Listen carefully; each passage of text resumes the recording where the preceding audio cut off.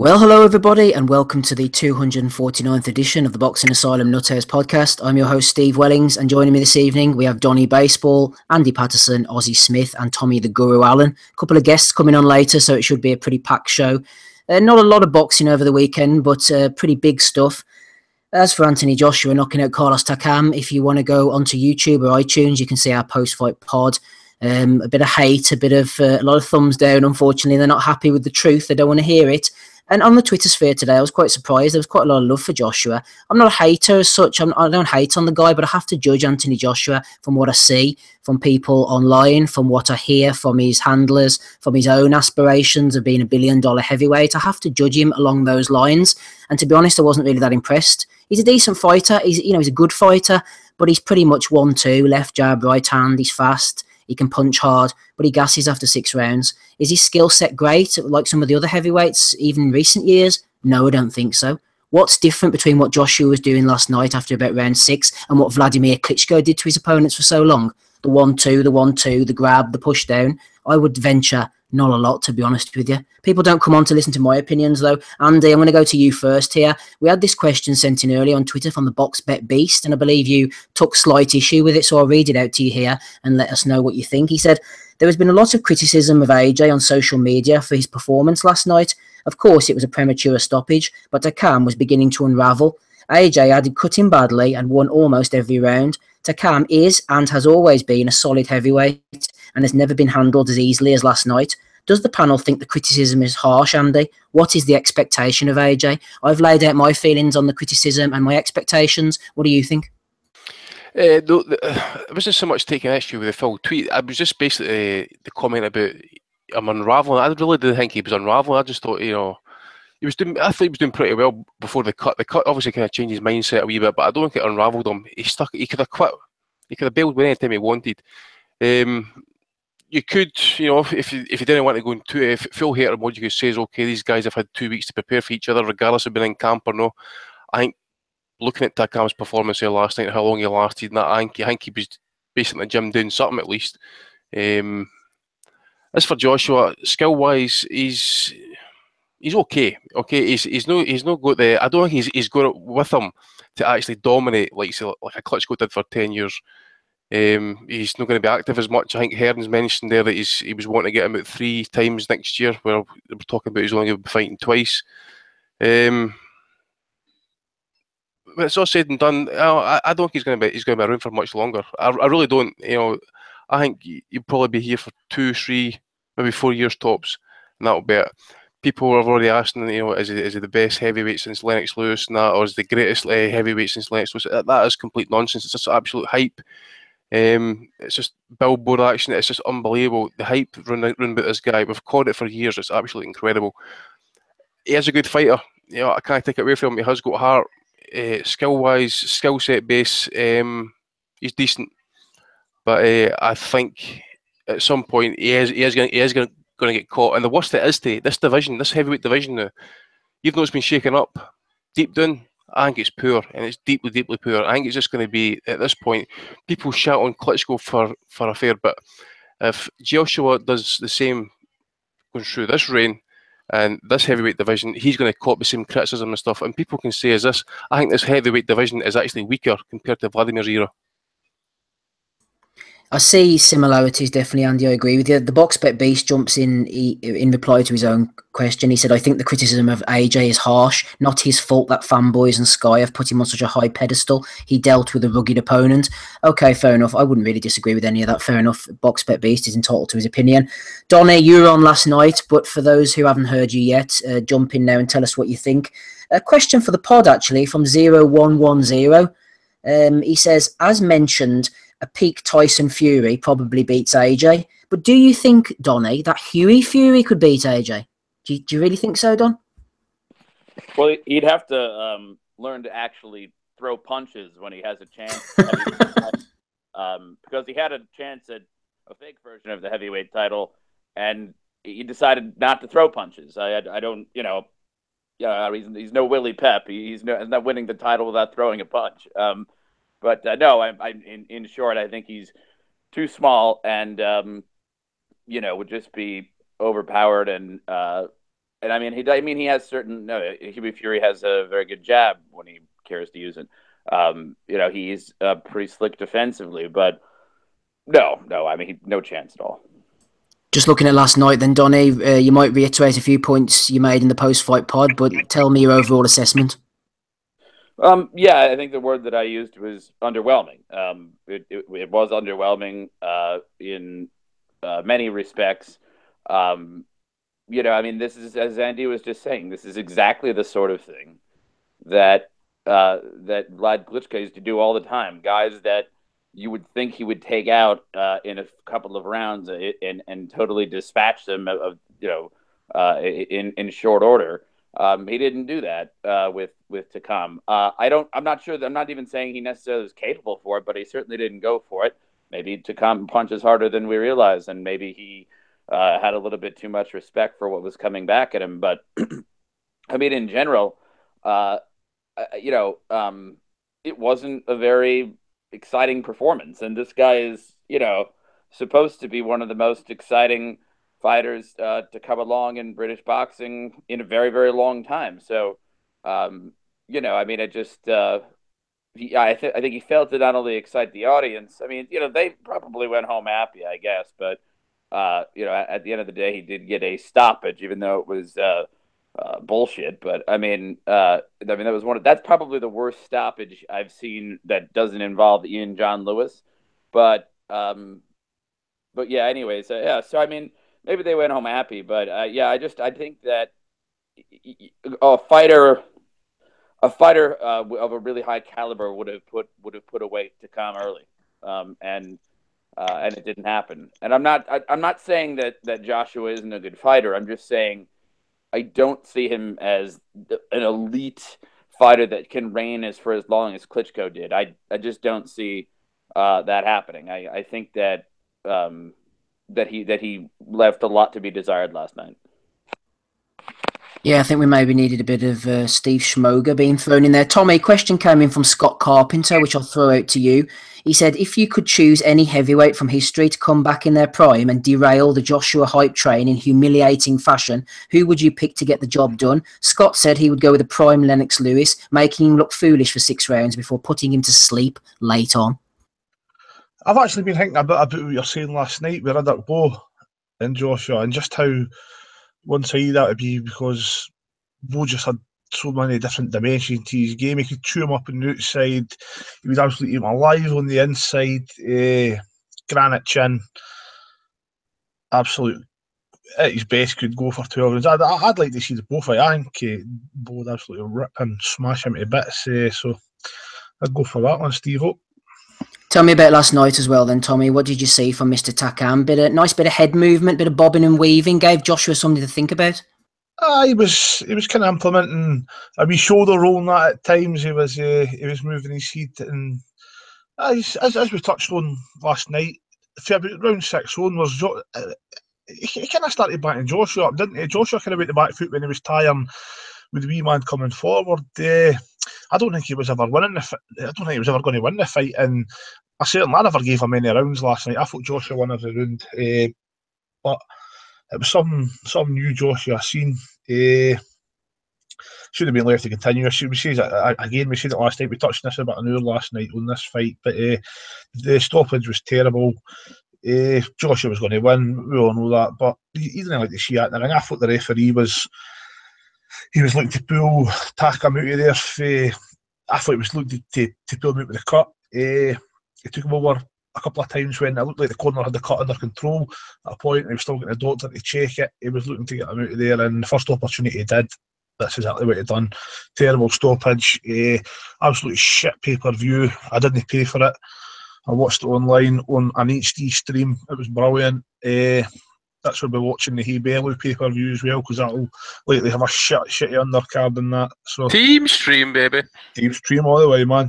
But I actually watched most of that card last night. It was, I don't know what you've all seen, but it was fucking horrible, man. Jeez, Wasn't the greatest, Tommy. We've had a few questions coming in regarding the likes of Nelson and Bellew and Froch, which we'll be getting to later as well. It wasn't great, the analysts and the commentary team, was it like?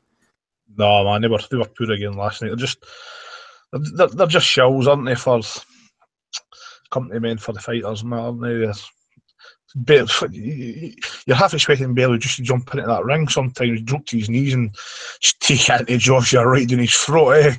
It's cringe one way to listen to, man. Sky used to, back in the day, that we talk about old Sky used to a great team, me and Dark. I like T and Dark, even with Barry McGuigan, Big Glenn, Jim Watt when he was a bit younger. I thought they were all superb together. Growing up listening to these guys, but it's all buddies act. They're all a clique in there now, and you're not getting a true reflection of a fight. What does Tony Smith look like with all these stretch marks? Exactly, man. That's his new posh voice, isn't it? His new posh voice that he's got now. He's got a new posh voice, and Carol Fox has got a new posh nose, eh? Fucking hell.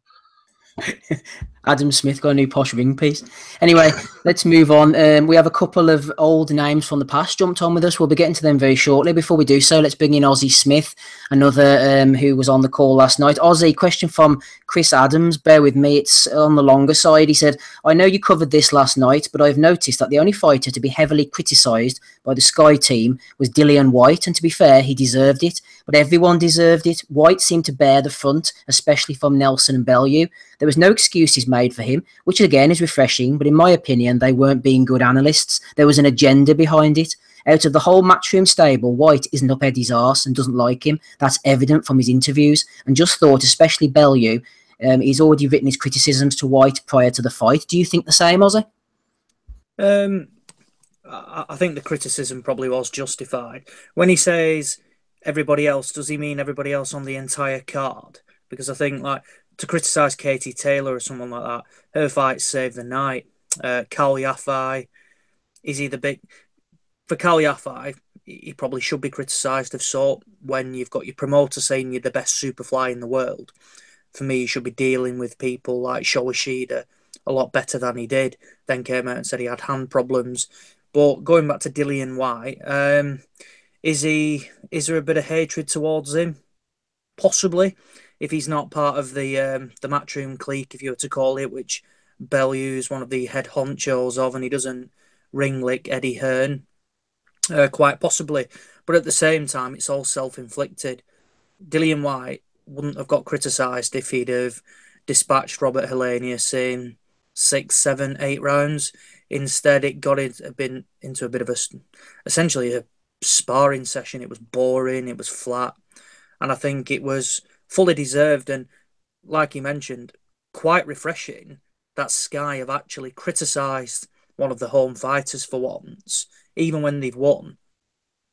Because usually you don't get any of that, so particularly in the Nick Halling days when he would make out like Dillian Whyte's this unbelievable performance and he's destroyed Helenius. So it's a bit of a difficult one. Is it preemptive? Not sure. I mean, I don't think Bellew particularly likes Whyte, because I know Whyte was outspoken about saying he'd like to smash Bellew to pieces. So maybe there's a bit of an agenda there. Yeah, but thanks, Ozzy. Right, let's get Amir Khan on the call. Amir, it's been a while since we've heard from you. What did you see last night that interested you? Fuck all, really. It was a shit fight. I've not watched boxing for a while because I've been put off by the shit matchups. And yesterday, I was half expecting a competitive fight. So I watched the Dillian Whyte fight. When I started seeing that, I thought, Whyte hasn't really bothered trying because he's getting paid regardless who he's fighting. And then Hearn just put this Helenius in there. You could tell Helenius didn't want to be in there. You could just tell he was scared. And you could tell he was getting hurt with the body shots. But if you're the body snatcher, then you're meant to take people out with the body shots. And that didn't happen from what I could see. The fucking stream crashed, so I didn't see the ending. But when it went on points, I wasn't surprised. So that was a bit of a disappointment. And Sky slagging Whyte off is a bit of a... I don't know, why didn't they slag Femi off? Because Femi were like the greatest fighter since Ali in there, so I don't get that. Moving on to the Femi fight, I just think Femi's... I think Klitschko's taken a lot out of him, you know. I don't know what you guys think. It's like he weren't the same fighter. He's put more weight on. You were missing... You were punching air all night. I think even bigger, even big Tommy Allen could have got in there and had a chance, you know. It wasn't... Honestly, it was missing so much, I couldn't believe it. And, you know, when Heavyweight Smith, I watched a Deontay Wilder interview a bit after, very respectful, not killing Femi off, he was saying, you know, when you're that heavy and you're missing them kind of power shots, it takes a lot out of you. What about Wilder against Joshua? Amir, what about Wilder against Joshua? How do you think that'd go? I think Wilder beats him because Wilder's lighter. His physique is more suited to boxing. You don't know what his chin's like. The only thing is with Wilder, I don't know if he'll come head on. And Femi likes hunting people down. But then we saw that last night. He tried hunting this guy down, and this guy didn't have any answers. But Wilder, I think on the back foot, has power, or maybe he doesn't. I don't know. I think when it comes to him and Wilder, I think Wilder might knock him out. But then again, Femi could knock him out. It's a close fight. Or it could be a draw. It could. It probably will be in here, and the referee will probably fuck it up like last night. What about your man Tony Bellew? What do you think of him on the microphone? He was an absolute disgrace. It's an absolute disgrace. He was really not honest. Carl Froch, as we all know, is not honest. He just chat shit. He tried sitting on the fence of the stoppage by saying it was a good decision for the referees to stop it because he knows what's what. And then he went back to the George Groves fight. He then said that was a good decision to stop it. With all the stick he got afterwards, and he said, "Oh, it should have been carried on. I wanted to absolutely demolish him and kill him." And the same thing could have been said last night. To be honest with you, with that fight, with the way Joshua retiring, he could have got caught himself. You don't know, do you? Well, that's the thing, isn't it? I mean, you don't know. He got fucked. How did Joshua look like he did like with Klitschko when at the end of the fight? I've not seen the end of the fight. The stream crashed again. But, no, he wasn't. He was starting to tire, and Takam was coming on, but Takam didn't have the power to hurt him. But he landed about one punch out of like a 4-punch combination, and the referee jumped in prematurely in my eyes. So basically, even us could have like dodged them punches because we were missing so much, wasn't he? He was absolutely disgraced, Joshua. What were he doing? His excuse is that he was preparing for someone, he didn't know who we were fighting, which is true. But then again, he gets paid millions of pounds. It's his job. He should do a good job, right? And all those fans are absolutely pissed off because you tell at the end they were absolutely raging. Yeah, they were booing the stoppage. He knows now that he can't have a shit fight next. I think next fight will be a big one. I think it will probably be Parker. That's my gut instinct. Wilder's wanting too much money. Excellent stuff, Amir. Good to hear from you again. Nice one. See you later. Bye. Bye. Amir Khan there, ladies and gentlemen. Another name from the past, Paul David, is on the call now. Paul Webb is dead. Paul David is back. You were there last night, Paul, weren't you? I was indeed. Tell me all about it. Yeah, it was an experience, I have to say. It wasn't the best, obviously, that Joshua's fought, but he still won pretty much every round. People, can we just clarify that you were one of the people that were booing Eddie? Oh, everyone was. The crowd was actually quite strange, right? Because you expect it to be, and it was uber casual. There was a lad in front of me who turned around and said, "I've not bought a programme. Who's on the card?" Like, he had no clue about Cal Yafai, Dillian White, Katie Taylor, etc. But they gave Takam a really good round of applause, booed the stoppage to the point where they didn't show the stoppage very quickly in the stadium. It took them a long time, but when they eventually did, that got roundly booed. And then, of course, Hearn got a bit of stick. It was quite a weird, I can't explain it. It was quite a weird experience. I've done stadium fights before. I've done a few, Hatton and Froch Groves, but the show didn't seem to flow particularly well. The undercard wasn't the best, to put it politely. None of the fights seemed to be, apart from Katie Taylor's, which I enjoyed, the rest of it. I'll be honest, from where I was sat, and it's no exaggeration, I got up to my seat, Cal Yafai and Ashida were in, and I'd left my glasses in the car, and I just thought, oh shit, I'm in for a long night here, because I genuinely couldn't tell who was who. And that's not exaggerating. So, and it's not like they even look remotely similar, so I was a bit panicked. But then when the big guys, when Dillian and Helenius were in, I thought, okay, I can see a bit better now. But I did spend most of the time watching it on the screens, to be fair. But yeah, I mean, Josh, he's allowed an off night. He's had a pretty consistently good career. Everyone knows he's not perfect. Everyone knows he's got flaws. I thought he came in too heavy.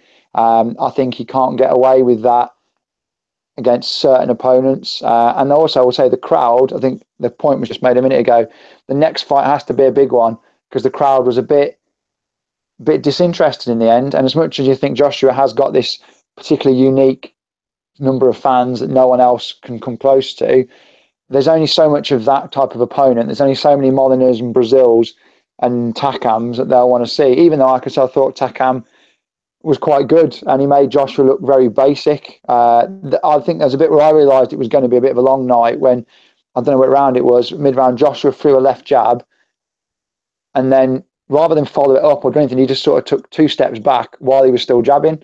And he fought I thought he fought a fairly negative fight, but got the win and got the stoppage. We had a question in actually, Paul. I'm going to hit you with it from Ricky Gravel. He said, after last night's performance, do you think it's possible that Alexander Usyk could outpoint Joshua? I think anyone that's quick on their feet, mobile enough, and are able to take the occasional shot has a chance. Like, first of all, no heavyweight stay unbeaten. And even though you lot all know I'm a fan of Joshua's, I've always said he will lose at some point, 2 years, because they always do. All the best heavyweights pretty much end up losing. Someone like a Usyk or a Fury style, of which there is only one Tyson Fury. There's no one else in the heavyweight division who fights that way. Could cause him problems. At the end of the day, Takam wasn't massively mobile. What he was doing was he was moving his hands around a lot, and he was almost sort of like circling his fists. And it was as if Takam was a big target. He might only be 6'1", but he was still a 16-stone lump, and he just couldn't seem to tie him down. So if you're someone a bit fleet of foot like Usyk or certainly like Tyson, then yeah, potentially. I don't think we're going to see someone probably knock Joshua out, but I think the chance of seeing him outboxed is very much a possibility if they don't look at their wrongs from this fight. I mean, so I won't criticise too much, but he's shown some vulnerabilities certainly in his last 2 fights, and he's gone 21 rounds in those 2 fights. So the idea of him being this kind of dynamite puncher, which I think we all knew was maybe a slight exaggeration, certainly seems to be that way. Next 3 fights, not what you would like to see, but what you think they will go for. I believe they'll have the Pulev fight late February, early March, and then go on to Wilder or maybe Parker in September. What do you think next 3 fights? I think they've got a throwaway fight, so they're on about doing a fight either in America or in somewhere random, and I do think they'll probably try and do that. I think that might be the next one, and I think that could be a Pulev. I think Parker's the most obvious fight to make right now. I think that's a fight they should definitely try and push for. And then Wilder, probably towards the end of next year. I think those are your next 3. Watching the Dillian White, I don't want that. Never wanted the rematch anyway. Certainly don't want it again after last night's showing. And I think Wilder is potentially the easiest of the 3 opponents. But I think Parker next, but I would expect they shoe on Pulev in, and the nose will be an excuse to push a fight back till potentially as late as April next year. I don't think we'll see him any closer than that. I think it'll be potentially 2 fights again next year, which for someone in their absolute prime like he is, I think it's a complete waste. But that just, when you're making that much money, and that just seems to be how Sky work, they don't want to seem to get him out all that often. Paul, just before we let you go, just one final thing. Obviously, the dark side of boxing. A few weeks ago, a ruck outside a boxing show in Warsaw ended up with a young lad having his throat slashed or something, and he died. Any more information you can give on that, or what the surroundings were, or the aftermath? Well, the aftermath is the show that was meant to be scheduled the following day has now been pushed back right until the new year. So it's not going to be happening until February. The Ricky Summers versus Joe Sheriff, which is a light heavyweight title fight that was going to be on at the Town Hall next month, has now been moved to Bilston. There's nothing to say that they won't put shows on at the Town Hall, but I don't know whether it's not bad decorum to go back there so soon, but it's a difficult one. I think in terms of the surrounding events, the events were quite, for anyone in the video, the events are quite clear. One of the home fans, after getting a bit of goading from some of the Derby supporters, threw a cup. The Derby supporters threw back chairs. The ruck was actually really well dealt with by the security. They managed to get everybody out and shut the doors. It was a lot of energy very quickly, but they handled it a lot better than certainly we saw at the likes of the Groves Cox fight the same night. But unfortunately, the young lad, Reagan, was killed. From what I've only seen on the news, they've arrested people for assisting an offender, but the actual guy who's done it has scarpered by the sounds of the report. So really horrible for all involved. I think it's obviously you guys will have touched on it. I'm sure, like the violence it shows. At the show last night, there was only one or two little skirmishes I saw, but it's horrible. And the guys that worked so hard on these, especially on the small hall circuit where there is no money in it, to have shows cancelled and to have their reputation tarnished, and seeing friends of mine on the news having to kind of defend what they're doing. And it's a shame because they work so hard for it, and all the lads on the shows do as well. But the behaviour at boxing shows has to change, and I don't think it will until this kind of separation of the I call darts culture. But you can get away with it in darts because you're watching people throw darts at a board. You're not watching a fight. You don't have these kind of intense rivalries. But it wasn't like we've had before. It wasn't like it was a Walsall football fans fighting Derby fans. It was just a lad from Walsall fighting a lad from Derby. There was no build up. There was a fight on 4 days' notice. There was nothing antagonising between the two sets of fans or anything like that at all. It was just someone was giving verbals and someone threw a cup, and then some lads ended up bleeding to death in the street, and it's awful. I feel like that's like where he sounded really. Hopefully the guy gets caught and put away for a very, very long time. Yeah, I'm sure everybody on the pod echoes your sentiments. Paul, good to hear from you again. Thanks for coming on. Cheers, guys. Cheers. Bye. Paul David there, formerly known as Press Pass Paul, formerly known as Paul Webb. Don't know how many more names he's got. Andy, I was going to come to you with a question, but I noticed you putting in the chat there about Sauerlands are looking to make Dillian White against her. Is this Filip Hrgovic? He's a fledgling Croatian heavyweight. He had it was either last week or this week. He had a knockout victory. Sauerland I've seen him tweeting out earlier on there that actually they were trying to get this fight made. Fucking no chance I can see his fight getting made. And I mean, White's going to be sitting on that WBC spot for a while. Actually, I can't see him trying to take any risks whatsoever unless it's Joshua, Wilder. I thought that's only two fights I can maybe see him kind of probably sitting with. I can't really see him kind of getting in. Maybe like a Manny Char, for example. Maybe make that type of fight. That is the type of level he's going to be facing until he gets a title shot. Mm-hmm. He's not going to fight the Croat, I don't think. I mean, yeah. It's not so much, about his experience and his background and stuff like that. It's like, can you imagine, what would happen to White if he actually did lose to like a one and oh novice, so to speak. Yeah, I know exactly. It probably won't happen, to be honest with you. Yeah, we'll be going on to Braemer, Brandt later and previewing all the stuff next week. There isn't an awful lot. There's a lot of Bellew of the week, so I've had to purge quite a few. We have a lot. We've got Tommy with us, though, still. Ozzy, Donnie and Andy Patterson. A couple of guests coming on at some point during the evening. No, Rob Kelly. I was going to hit him with this question, so instead I think I'll hit you with it, Tommy. It's come from Joe Ringer.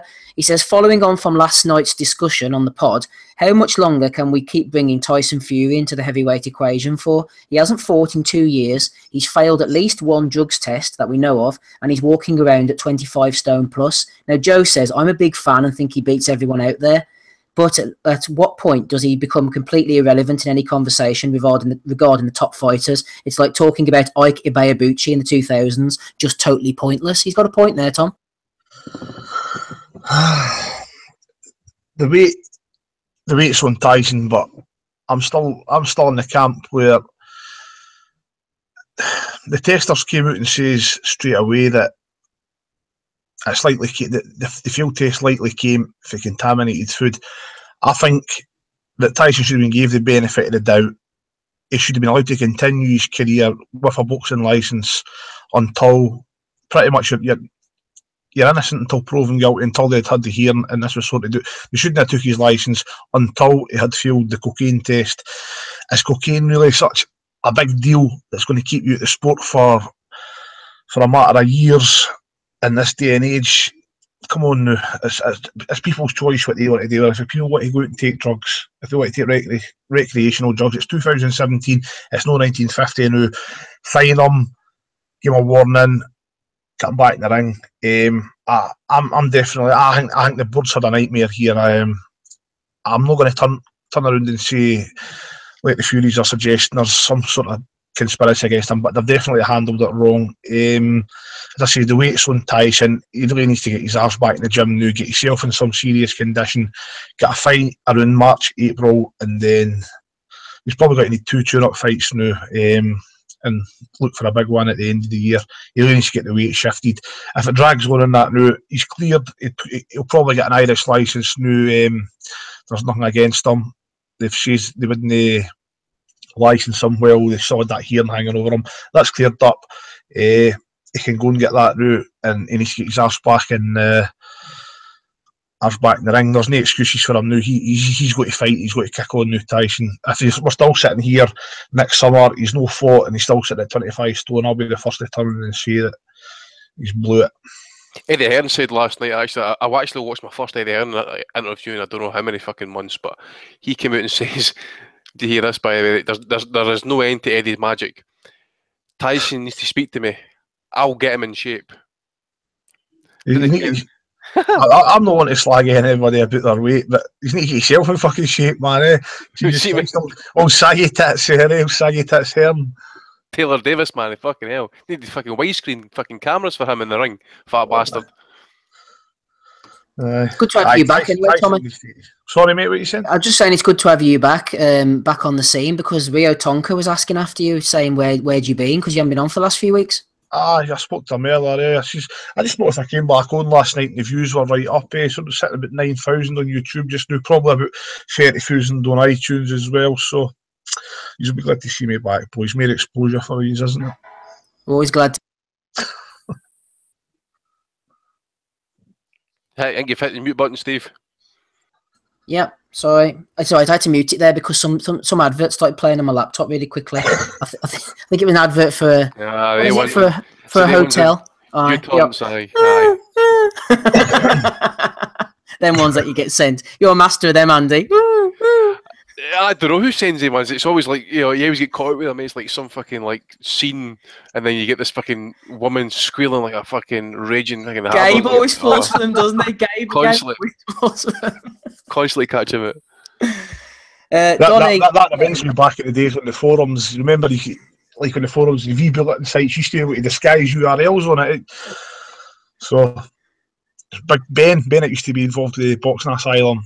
The big Paul Williams fan, so posted the link that Paul Williams had failed a drugs test. It was at his work, It was remember the spinning cock thing? I used to go round and round.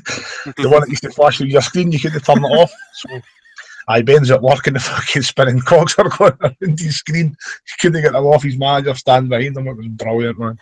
You're one of them people, aren't you, Tommy, that tweets out like all the boxing is live free on Channel 9 something or another, aren't you? I've done that a few times. I got about 200 retweets of that a couple of years ago doing that, man. I see it happen all the time.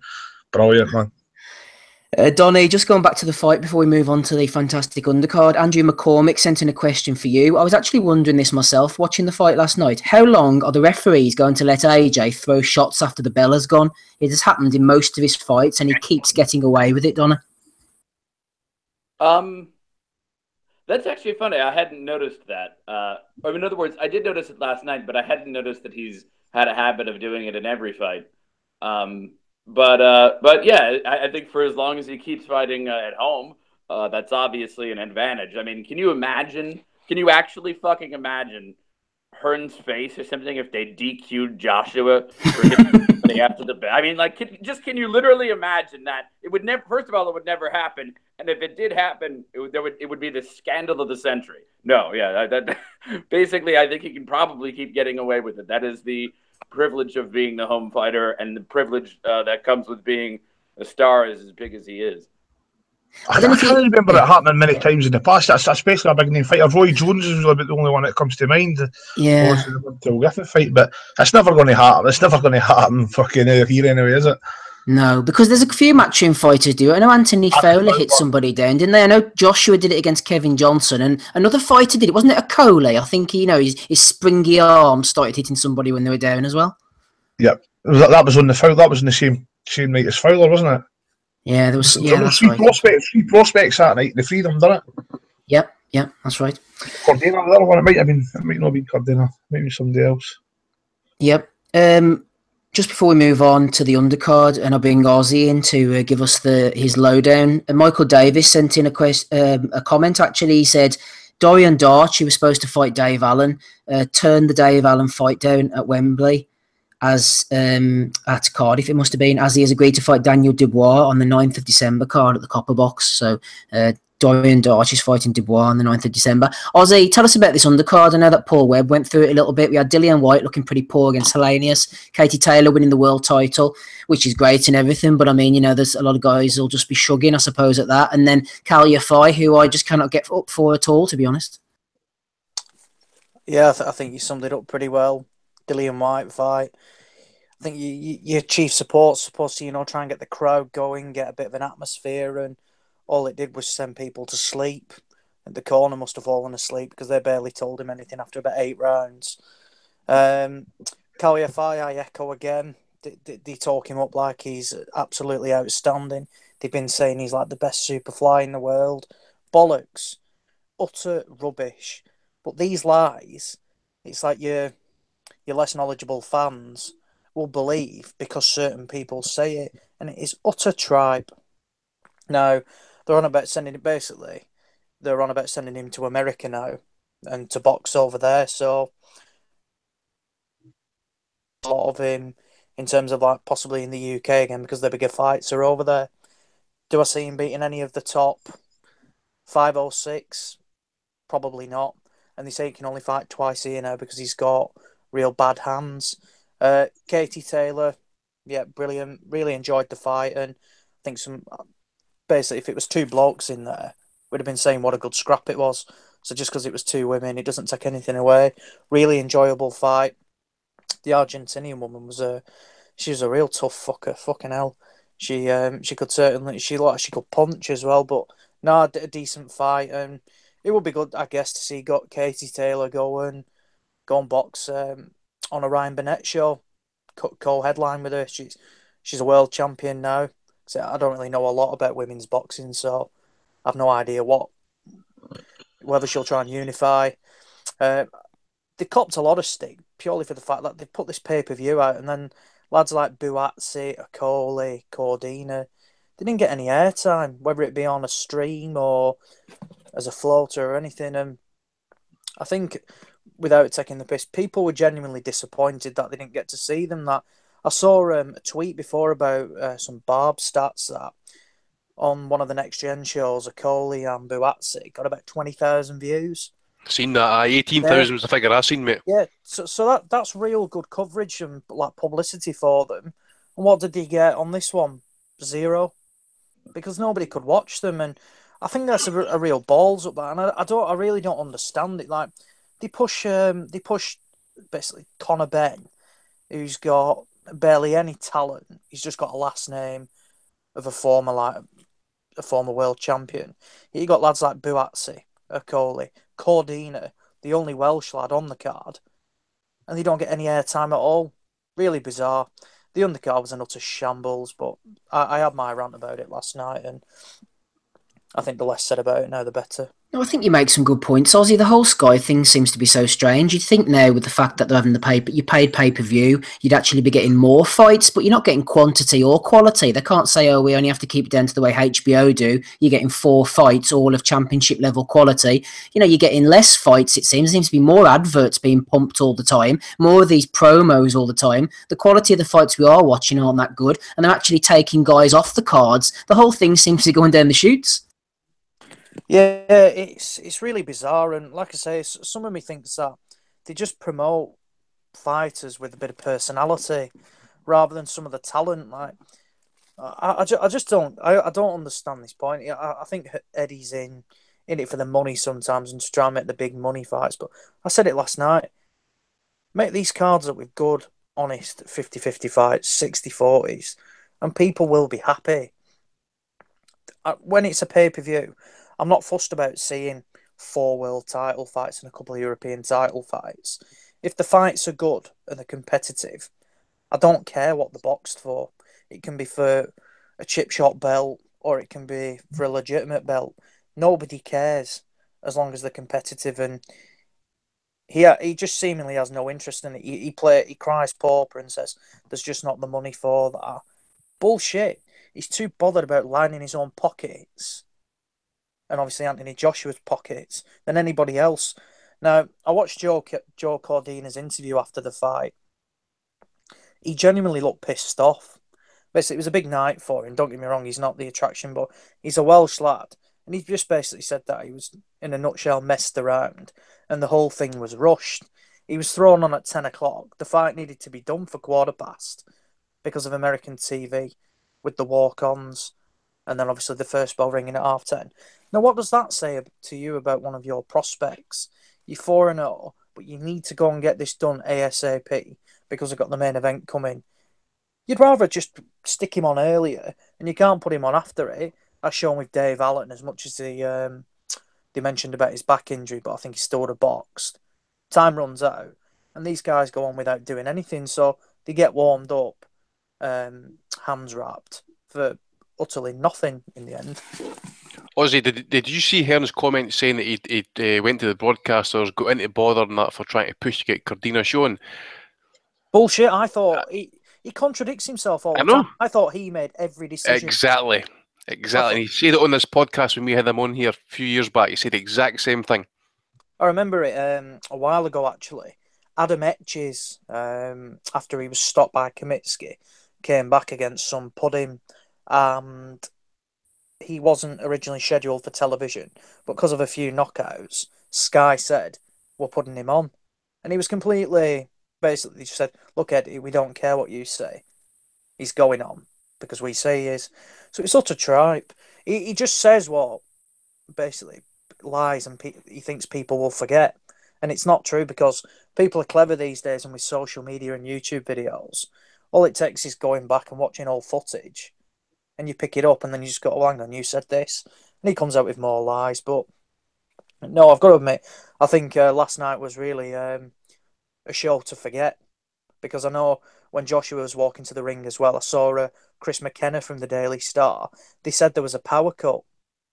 So the music went down, all the television, the radio, they were all struggling. And just before Buffer went on the mic, the generator kicked in again. So imagine that, you're live Miraculous. on pay-per-view. Yeah, you're live on pay-per-view, and there's no power, so you can't hear anything.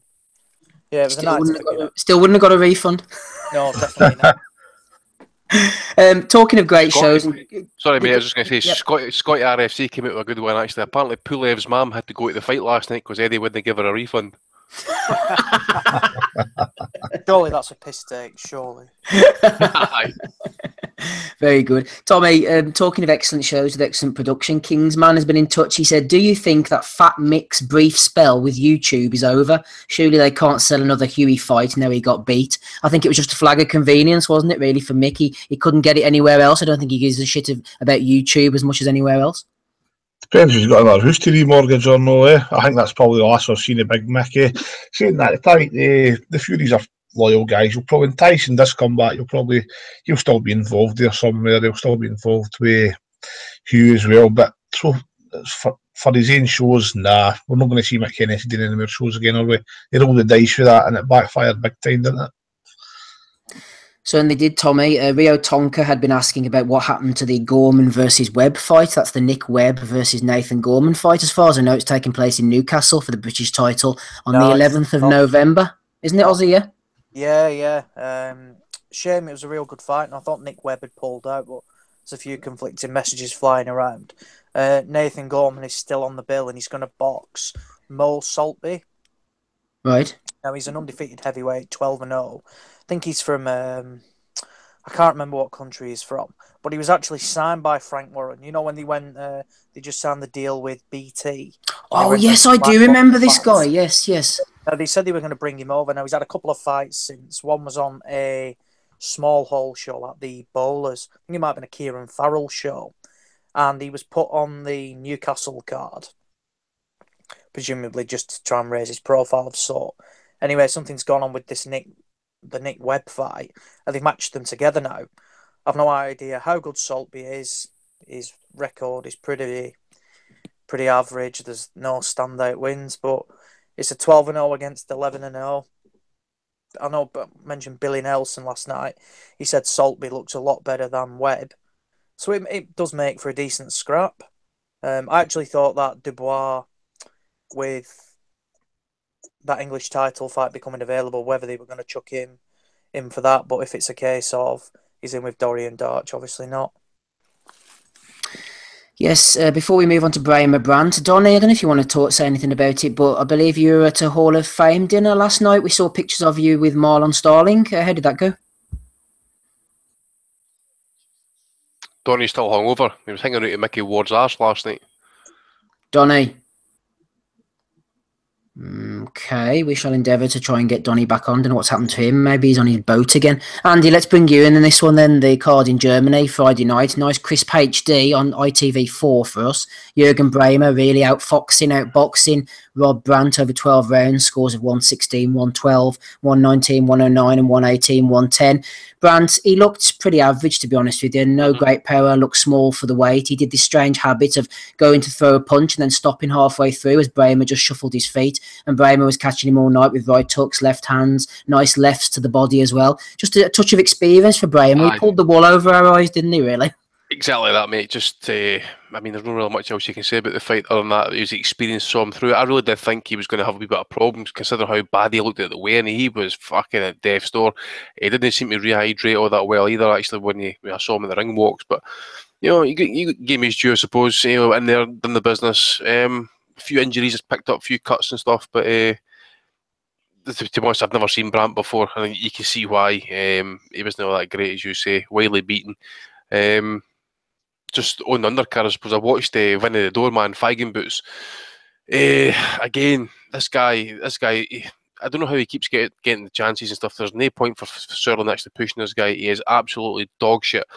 I mean, the Argentinian guy that he fought, okay, he was brave, okay, he was tough, but so it's probably one of these Argentinians that actually slipped through the net. It was actually kind of semi-decent, but at the same time, if Feigen Boots should be really kind of dealing with this if he's like meant to be world level and all that sort of shit. He's absolutely awful. Just like recap, I suppose, on the WBS and that. I mean, the semi-finals coming up. I think, you know, great fights all around actually. You know, early part next year. Braemer, Smith, Groves, Fox. Groves against who's he fighting again? Eubank, sorry. And the cruiserweights and that as well, looking really good. But as I said at the top of the show that as well, I'd read somewhere that the Gazaev fight potentially at the front runners for a venue there is for Russia and Miami for some reason. But aye, fair play to Braemer, mate. Done the best he could. Other person undercard I had a wee bit of interest in, I've still not seen the fight yet, is Abdul Khatib, wee Palestinian-born kid. He was getting a bit of push off Kessler during his careers and stuff. He got an 8-round draw there again. On Saturday, he always had problems with his gas tank, got knocked out in his last fight and stuff, so it was another rebuild job. The guy's fighting kind of semi-experienced, but at the same time, I'm not holding out much hopes for this guy. I think he's just he's going to be lucky if he gets to that second-tier European title, kind of that EU title. He'll be lucky if he gets that far. Yeah, I said at the beginning of the show we had two guests coming on. Amir and Paul actually weren't them. We're still holding out hope for one of our guests, but unfortunately Dave Allen, the big heavyweight who was supposed to come on, has cried off. He said he's knackered after a hectic week, but he has got paid, so good news, he has got paid, but he's not coming on this week, unfortunately. Lucky for our listeners, one man who is coming on is Rob Kelly. He's just jumped on the call. Rob, just before I bring you in about Joshua and Takam, I was just going to ask Tommy, actually, just to expand on what Andy was talking about there. Tommy, I know you didn't see the Braemer Brandt fight, but what do you think about the semi-finals so far? Braemer against Smith now is coming up. Groves against Eubank is obviously the standout. Two good fights to look forward to. Definitely. We've spoken about Callum Smith-Halton here. I've seen in the past he's potentially world class. He's still very raw in that. He's still got a lot to work on, especially lateral movement and that. But I think he'll handle Braemer. He'll get to the final, and I think he'll lose the final. For me, Eubank's got this tournament. I think he's going to take George Groves out late. I think he's just going to be too fit. He's going to bring too much. I think he's got his old man's toughness, and I think he's going to stop George late. But whoever wins that fight, I think they've got the final. I don't think Callum Smith, I don't think he's good at his luck to beat either the two of them. I'm really looking forward to the cruiserweights as well. I've made my man Braemer. I've picked him for the start. Any one of the guys could really turn around and win it, but I'm going to stick with my pick. I can't wait to that Doricots Cassie fight. That's going to be something else as well. Really looking forward to this. Just a shame because we've been talking about going to some of the fights. That I'm definitely going to the semi-final to watch Usyk against Braemer, and I probably went to the final as well. But I'm not going to Saudi Arabia, so you can kiss my ass. No Saudi Arabia for Tommy. Rob's on the call, as we said. Another one who was on with us last night. Rob, have you managed to calm down any since last night? You weren't really too fussed on what you saw there. Yeah, I have to learn to chill out when I come on those post-fight podcasts. I'm a bit too animated at the AJ team. I know, like I think it's on this podcast, and you know, for hardcore boxing fans in general, we react to what they're trying to sell us. You know what I mean? It's not really a shot at AJ as a person. It's more about, because he doesn't say anything anyway, does he? Like, it's more about how Eddie tries to sell him, and what they did. Like, to me, what really kind of started to burn me with the AJ thing was when they did that Muhammad Ali tribute, and then they brought him to the ring in the white robe versus Charles Martin, and the theatrics with all. And I was like, they're billing this guy as legitimately trying to bill him as the next Muhammad Ali. Like, he's not even the next Lennox. Like, you know what I mean? So yeah, I think it comes down to a lot of the way that they Frank Bruno. Yeah, Frank Bruno, mate. That's what my dad said. He does, though. No joking, Rob. He does actually remind you of Bruno in a lot of ways. That's what when my dad first seen him, he said he's going to be new Frank Bruno. He's too big, and I was like, yeah, maybe we'd see. And he, you know, but it's about how they sell him, and you know what I mean. Immediately now, Eddie Hearns this morning trying to make the Dillian White Wilder fight, like, just infuriating. Like, off what we all saw the fight last night. We watched it. It was terrible. Don't blame Robert Helenius for that. Blame Dillian White. He's not a top heavyweight. What the like I don't know, man. It's hard to calm down when this kind of thing is going on. But at the end of the day, like, there's nobody out there. Like, there's nobody out there bar AJ and Wilder that can sell tickets. Just make the fight. Like, make it happen. Give us some excitement, and hope that Fury, by miracle, somehow makes his way back onto the scene. We've got to stop mentioning Fury, actually, Rob. Someone texted in and said, how long is it going to be before we have to just forget about Fury? He's an irrelevance. And Joe Ringer, who asked the question, is sort of right, Rob. You know, by the time it gets to like 2.5 years, 3 years, you got to say, okay, we're going to have to take Fury out the equation. I agree. I mean, I said last week I didn't think he was going to come back, and I kind of stick by that. Like, as much as I'd love to see him, and as much as I think he easily beats AJ, I think, you know, maybe like as the months roll on, we get into 2018, we might never see that fight. We might never see him back, you know. So he's the listener's right there. I'm sticking 20 quid on DVT at 20-1 to be AJ's next opponent. I think you learned your lesson, Tommy. If he blows Tony Bellew away and calls out Anthony Joshua, you know the boxing fans are going to, the casual fans are going to be all over that fight. DVT's a household name. If he loses against Tony Bellew, that fight has got a real possibility of getting made, in my opinion. Oh man, I'd hate that. I would hate that fight. It's got to depend on how DVT looks, obviously, but I think he could be a front runner if he looks good against Bellew. Just the demand of the fight. DVT could talk himself into a fight as well, you know. So. Didn't Bonte call him years ago? Didn't say to him at the press conference, "David, go away, you're a salesman." He wasn't far wrong, was he? No. So Rob, sorry, Rob. I was just going to say, did you see Braemer Brandt at all? No, I was following the commentary in the chat for that one, so that was about as much interest as I had in it. But Smith, I think Smith probably makes it to the final. I don't know. I think Smith loses to Groves, but gives Eubank a better fight. Does that make sense? So I think if Eubank wins, Smith has a better chance against Eubank than he does against Groves. But like I said last time out, I think Groves has shown a little bit of fragility, and Eubank's a bit of an enigma. He looks. See, the thing with a fella after a win like that, though, against like the last time with Eubank, like, he could get carried away a little bit, because when fellas fight stiffs all the time and then they're beating stiffs easily, there's nothing to say they're not going to have their moments when they're in against a live body. But are they going to be all the way good enough to get to that level? So I don't know. The jury's still out on this whole tournament, but it's intriguing. Small, but it says a lot about the state of of the 168 pounders when these three are in the mix. Heating up Really. nicely, though, isn't it? Yeah, exactly. Yeah, it is heating up nicely. I agree with Tommy, just for the record. I think Eubank will stop Groves late after a war, maybe around 10 or 11, so I'm on board with Tommy for that one. Donnie, are you back with us again now? Yes. Donnie, I was just asking about your Hall of Fame dinner. Anything you want to tell us about it? I know you met up with Marlon Starling. Looked like a good night. Yeah, no, it was, and actually, both of them said that they would be open to doing the podcast. So I think hopefully we can get them on. Who else did you meet again apart from Starling? Sorry. There was a few other people that I ran into, but I actually ended up bullshitting with like Marlon Starling like most of the night.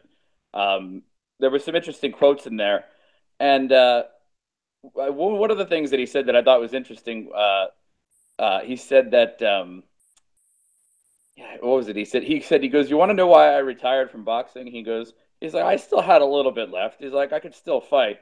But I was fucking tired of making weight, and it's kind of funny because he's actually in great shape, right? He still today looks like he has the body of a fighter. So it's not like he just let himself go and he wanted to eat food and come out like Nassim Ahmed. But he goes the worst part about fighting sometimes isn't the fighting. He goes, it's like just the grind of taking off those last few pounds. It's just he goes, it's murderous. He goes, and you just want to have something to drink or eat and you can't do it. He said he really didn't like it. I mean, I know that's not news to anybody, but I mean, the way he described it was very interesting. I mean, I could probably come up with other tales of. I mean, of course, there's the famous fight where he was knocked out by Oliveras after the bell, which was a legendarily controversial fight. It happened after he was knocked out after the bell, and the WBA somehow, because this is the WBA, found some way to legitimate him losing his title, even though it wasn't even a question that the punch was after the bell. Was that in Colombia, Donnie? Was that in Colombia? I don't remember where it was. Actually, I think it was in Vegas. Right. I don't know why I always thought that was it. It was actually in, or maybe he was Colombian, or maybe that's what I'm getting at. The guy was. Yes, the guy was, I believe. Yeah. And so we had obviously talked about that. I'm sure he talks about that with a lot of folks, though. I lost my train of thought. What else was he mentioning about? But yeah, I mean, he actually was seated next to me at dinner, so we had a really good chat. And he said he was excited because he understands, especially because of Joshua, that the British boxing scene right now is very hot, and said it would be fun to to talk to some really avid fans.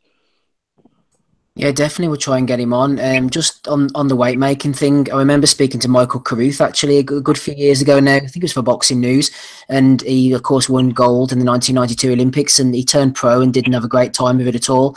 And I remember one of the final things he said, he was sitting in the sauna, or he was sitting somewhere, maybe not have been a sauna, might have been one of the gyms, and his lips were chapped and he was just completely dehydrated, trying to chop that last bit of weight off, and he thought, this isn't the sport I love. So I think sometimes, Donnie, we don't see that side of the game.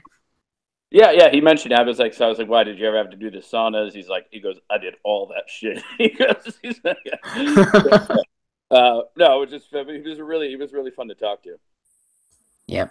Talking of going back for weight, Aussie and emaciated looking fighters, Mr. Braemer managed to get down in weight, which we speculated he might not do last week, but he did, and he really made Rob Brandt look amateurish at times.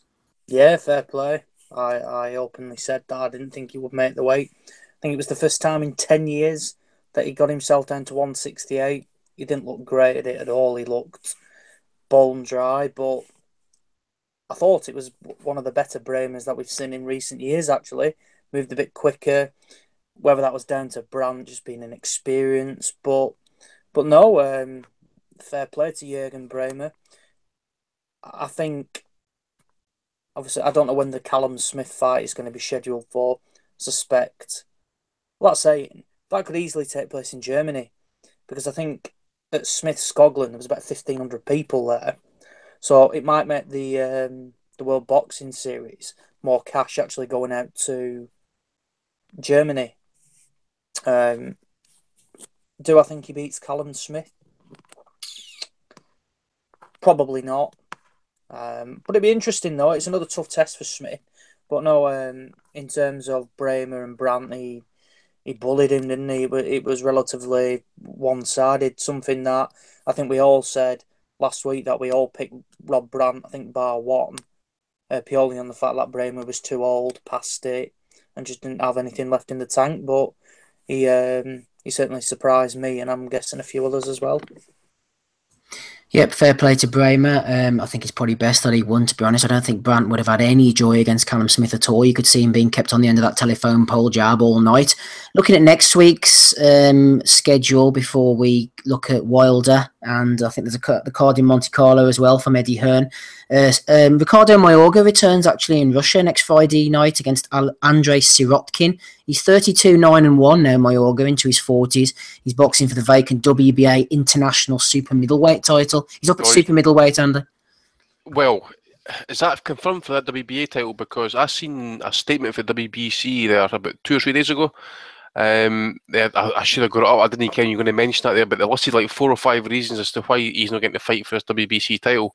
I think it was like the silver or something like that. He's no fought for like 2 years or something. He's like, his best optimal weight was like welterweight or light middleweight. He's now up, as you say, up at 168, fighting in Russia. You seen the stadium recently? Holy fuck! He's going to get absolutely erased. This is the WBA we're talking about, though, Andy. I noticed the other day they had Guillermo Jones at number 15 in their heavyweight rankings. Oh, mate, listen, we need to get to Belly of the Week to discuss WBA. I mean, the rankings that they've recently issued is absolutely AIDS. I mean, Nathan Cleverley's actually announced his retirement, yet he's still ranked. Paul Smith's ranked 2 to 13, and there's like a Russian fighter, or maybe a Kazakhstani, ranked twice. Yes, we'll get all these names later on. Heavyweight rankings, Manuel Char at number 4. Yeah. Go ahead, Rob. I'm saying boxing needs more Ricardo Mayorgas, though. They're a dying breed. We need fellas that are going to smoke the press conferences and smack people and grab people's women's eyes. You know what I mean? Eat pizza on the scales. Not just about flipping the scale over. He genuinely meant it. Like, I always remember though, actually, he took the triple left hooks off Tito.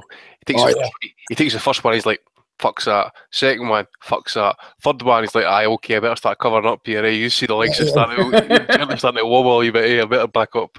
Mosley hit him in one of the fights with a left hook, and he pointed to his arm. Remember that? He got a drop. Was that Cotto, actually? It was Cotto. That was Cotto. Cotto, quite against Cotto, I think, yeah. More people to quit against. But he was good value for money back in the day. Wasn't he? Him and Vargas, like good characters, like. Remember him bamming up Oscar, something awful, man. Oscar was actually losing his shit on me.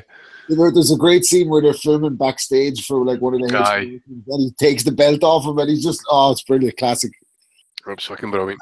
Oscar looked his best in that fight. He looked for a long time. He hated him, man. He trained hard for that fight. With the fuck him right up here.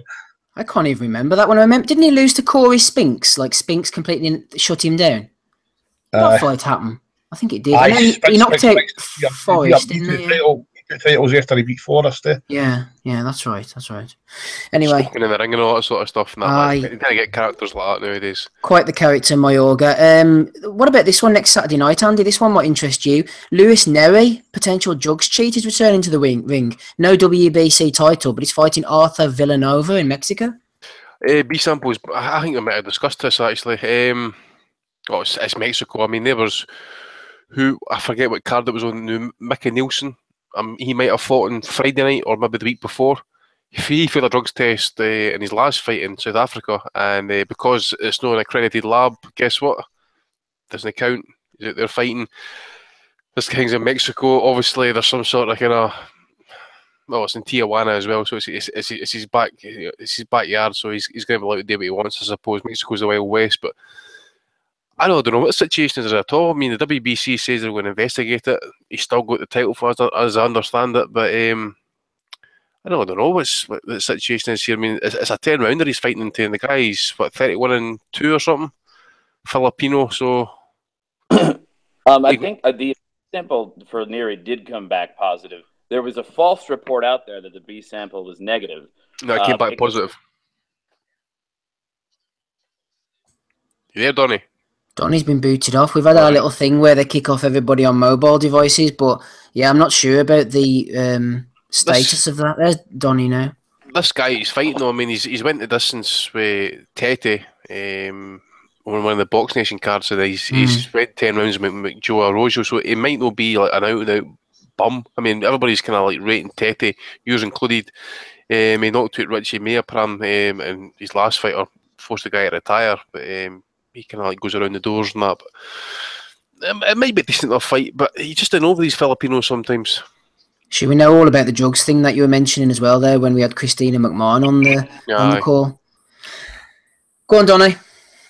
Yeah, no, I was just saying, I mean, there was a false report circulating out there that his B sample was negative. That isn't true, but, you know, he was cut some slack, I guess, because he was trying to prove that there was some sort of regional contamination in the meat. I mean, I get that, like, there is a fucking chemical down in Mexico that is occasionally used on the cattle that can cause people to get false drug tests. But I also feel like because of that fact, like every fucking Mexican fighter who gets popped with, you know, with PEDs just immediately starts screaming about beef and then gets a free pass. I mean, okay, we need to find out what the fuck the problem is. Maybe you eat organic beef or some shit. I mean, I don't know, but like there should not be this culture where we just let that go if they're from Mexico. I mean, what the fuck is that?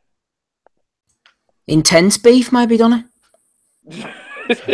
I have a beef with the WBC over this issue. Yeah, I don't approve of giving free passes to some guys, because every guy always says, "Oh, I did something by accident. It was accidental contamination." Everybody makes that excuse, but only the Mexicans seem to get away with it.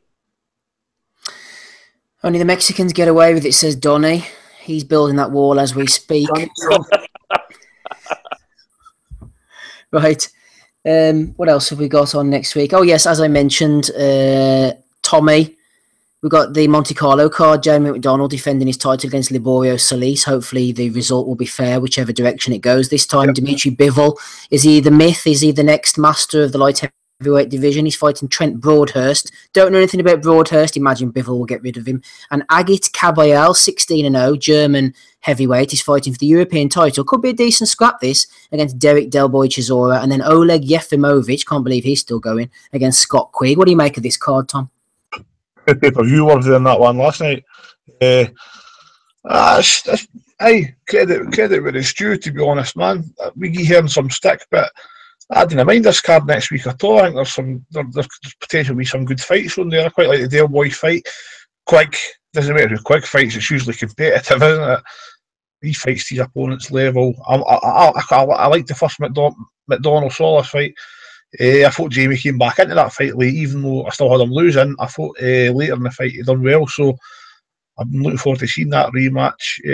Bivol, I like. I don't know nothing about his opponent, never seen him, so I'm going to obviously let yourself back the keyhole for Bivol. He looks pretty good.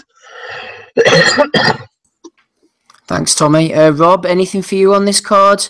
Bivol's been talked up. Can't really tell too much until we see him in against a live body. But any love for this Chisora Kabayel fight, like me?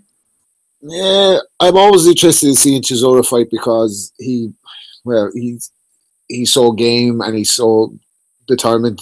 He makes fights interesting, but he's one fighter that I'm actually worried for down the line, because when I think of his career, I thought Fury gave him a bad beating the second time out. He obviously got the knockout from David Hay, took a bad one from Klitschko, sustained punishment.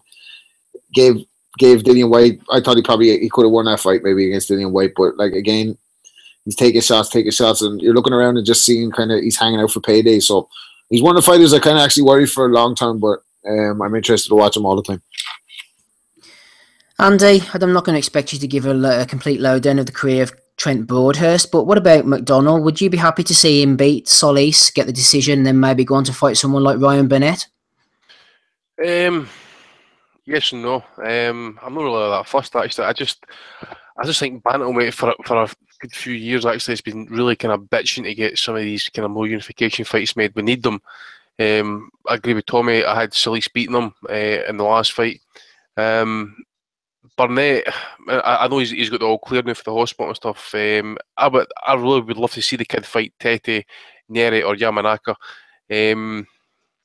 Solis, on the other hand, I think he could just be just that wee bit too old. And again, McDonald, actually, he's no young slouch himself, is he? I mean, he's getting older himself, so It could be another closest fight. I think this time around about McDonald might just shade it. It depends how quick Solis starts. I mean, he might look to pace himself better than the first fight. He might want to leave a wee bit for down the stretch because we know McDonald's got a great engine on him.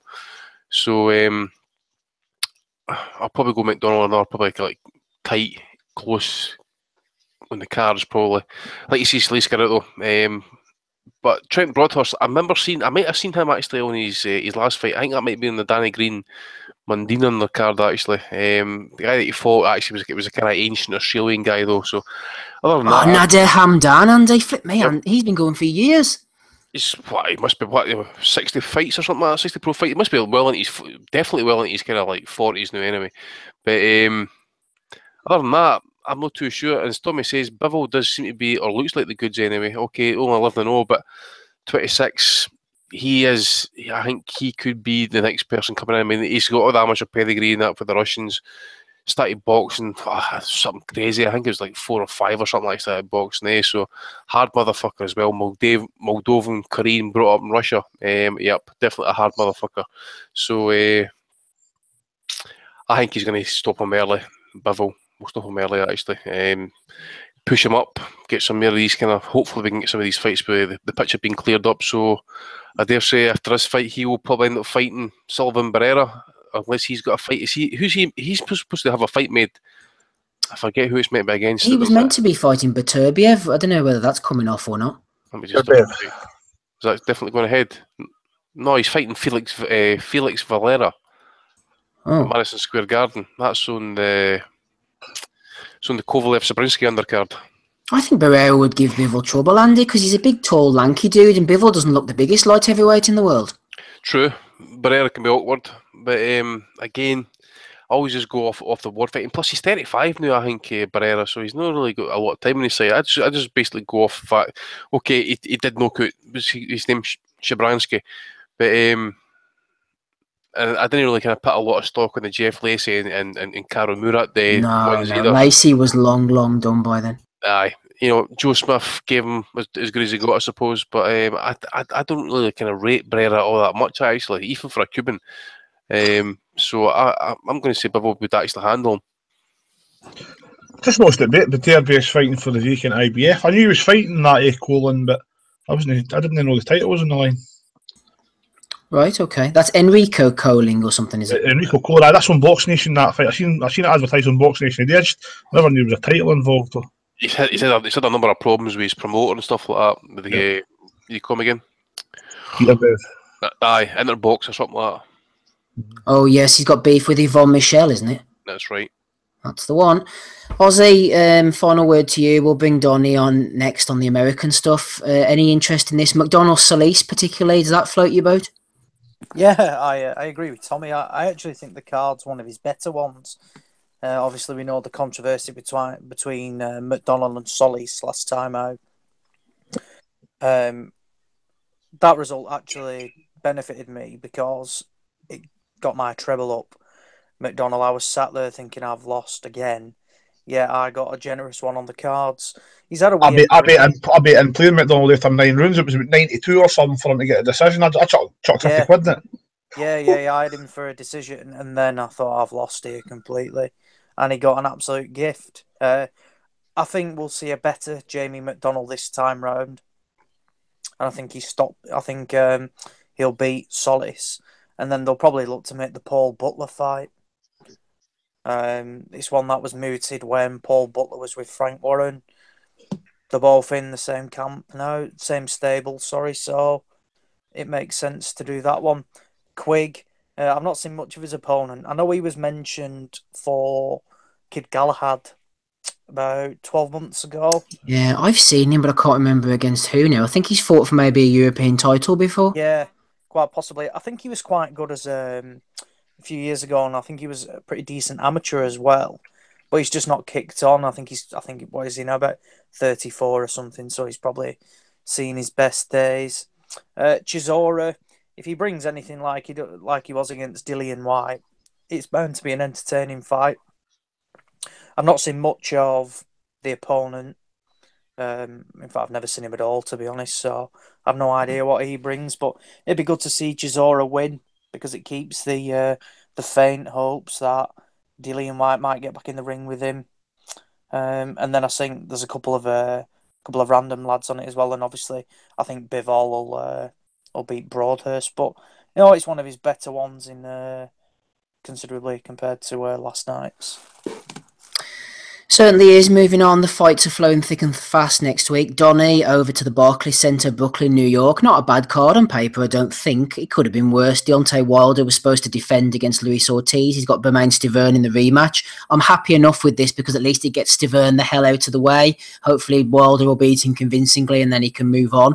The battle of Joshua opponents, Eric Molina against Dominic Breazeale is on the undercard. I fancy Breazeale for that one. Sergei Lipinets is getting a crack at the IBF title against Akihiro Kondo.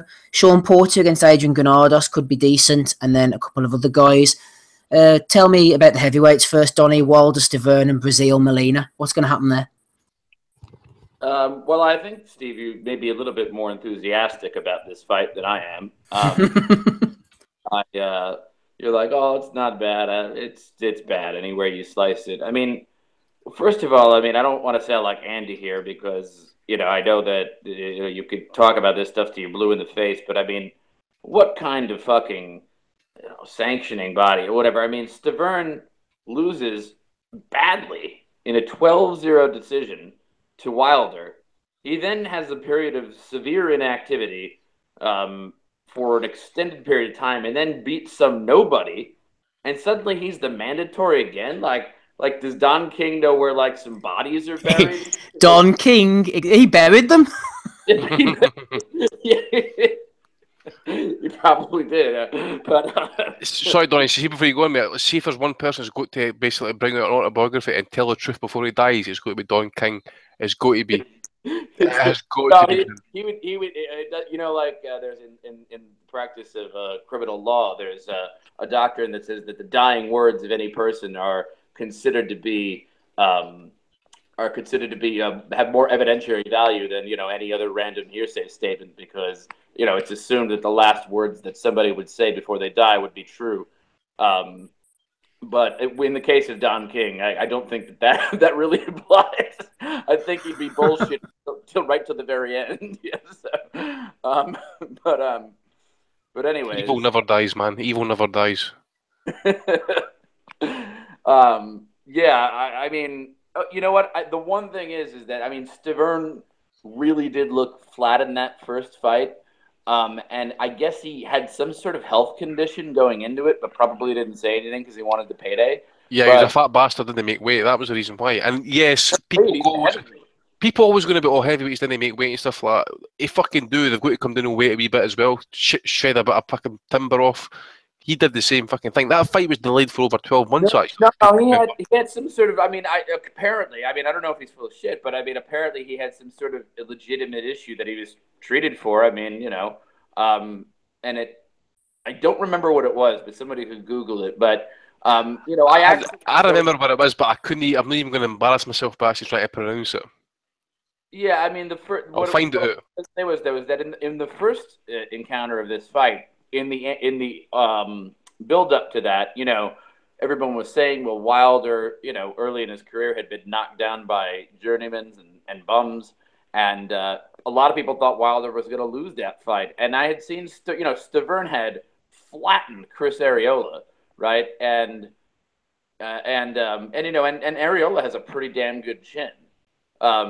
So, going into that fight, I know, Stiverne had looked good. I thought that he would give Wilder a good fight, at least. I thought Wilder would win, but I didn't think it would be that just, 12-0. Fucking Wilder was in there looking like Muhammad Ali. He was moving and jabbing and whatever, and Stiverne looked like shit. So, if we can possibly see, I don't know with the inactivity, but if we could possibly see a better version of Bermain Stiverne in this fight, maybe it might be worthwhile viewing. I don't know. Well, I guess we'll have to see what Bermain Stiverne we get on Saturday.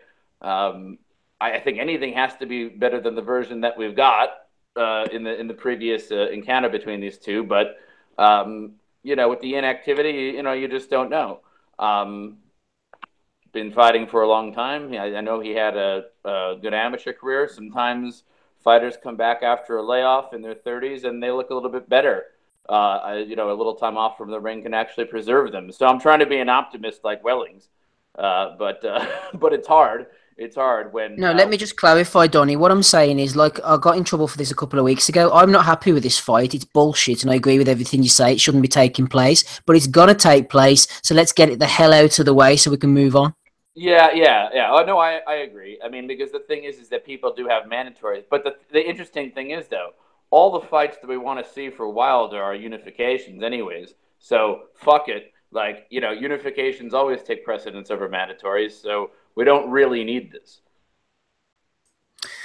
Thanks, Donnie. Right, Rob, what about you? Wilder against Stiverne. Can we try and bring up any excitement about this one? Yeah, well, I think I remember that Stiverne was dehydrated. He had some kind of syndrome or carpal. I don't know what it was, but some kind of name to it anyway. But and he was suffering from dehydration. I remember his trainer said at the time that he was seeing 10 or 15% of Bermain Stiverne. And I, at the time, coming off the back of the Areola knockout, thought that he would find Wilder at the time because he was easy to find. And I think some taxi driver had wobbled Wilder before that. So I was expecting Stiverne to catch up with him at some stage and was surprised on the night looking at it. I was like, there's something. I didn't think there was something up with him. I just thought he fought really poorly and Wilder pulled it off. But having said that, I would have expected to see Wilder knock him out this time because I think he's improved as a fighter since the first Stiverne fight, and I think that we don't know what Stiverne's like after the period of inactivity, but he hasn't kept himself in good nick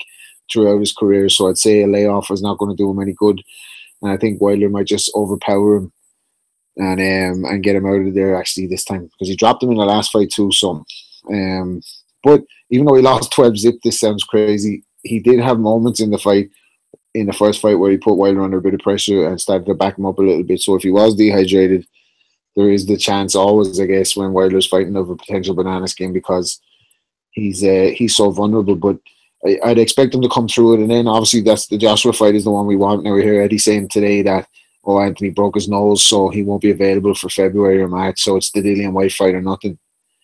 Well, like, I was listening back to the pod from last night today, actually, and Tommy made a good point when he was saying about the straight shots. But I was looking at Wilder's knockouts today, and nearly every one of his knockouts comes behind a throwaway jab and the right hand in some form. So sometimes he throws it straight, other times he kind of corkscrews it, but it's always with a kind of a blinder in front of it. And if you see AJ, the two times we've seen him hurt in his career, once against Dillian White, once against Klitschko, they both come from that. The first one was a straight up catch and shoot, and the second one, Vladimir threw away the jab and followed him with the right hand and got him. So I'm fully looking forward to that, and I really believe the Bronze Bomber can knock him out, but he got to get past the Brown first.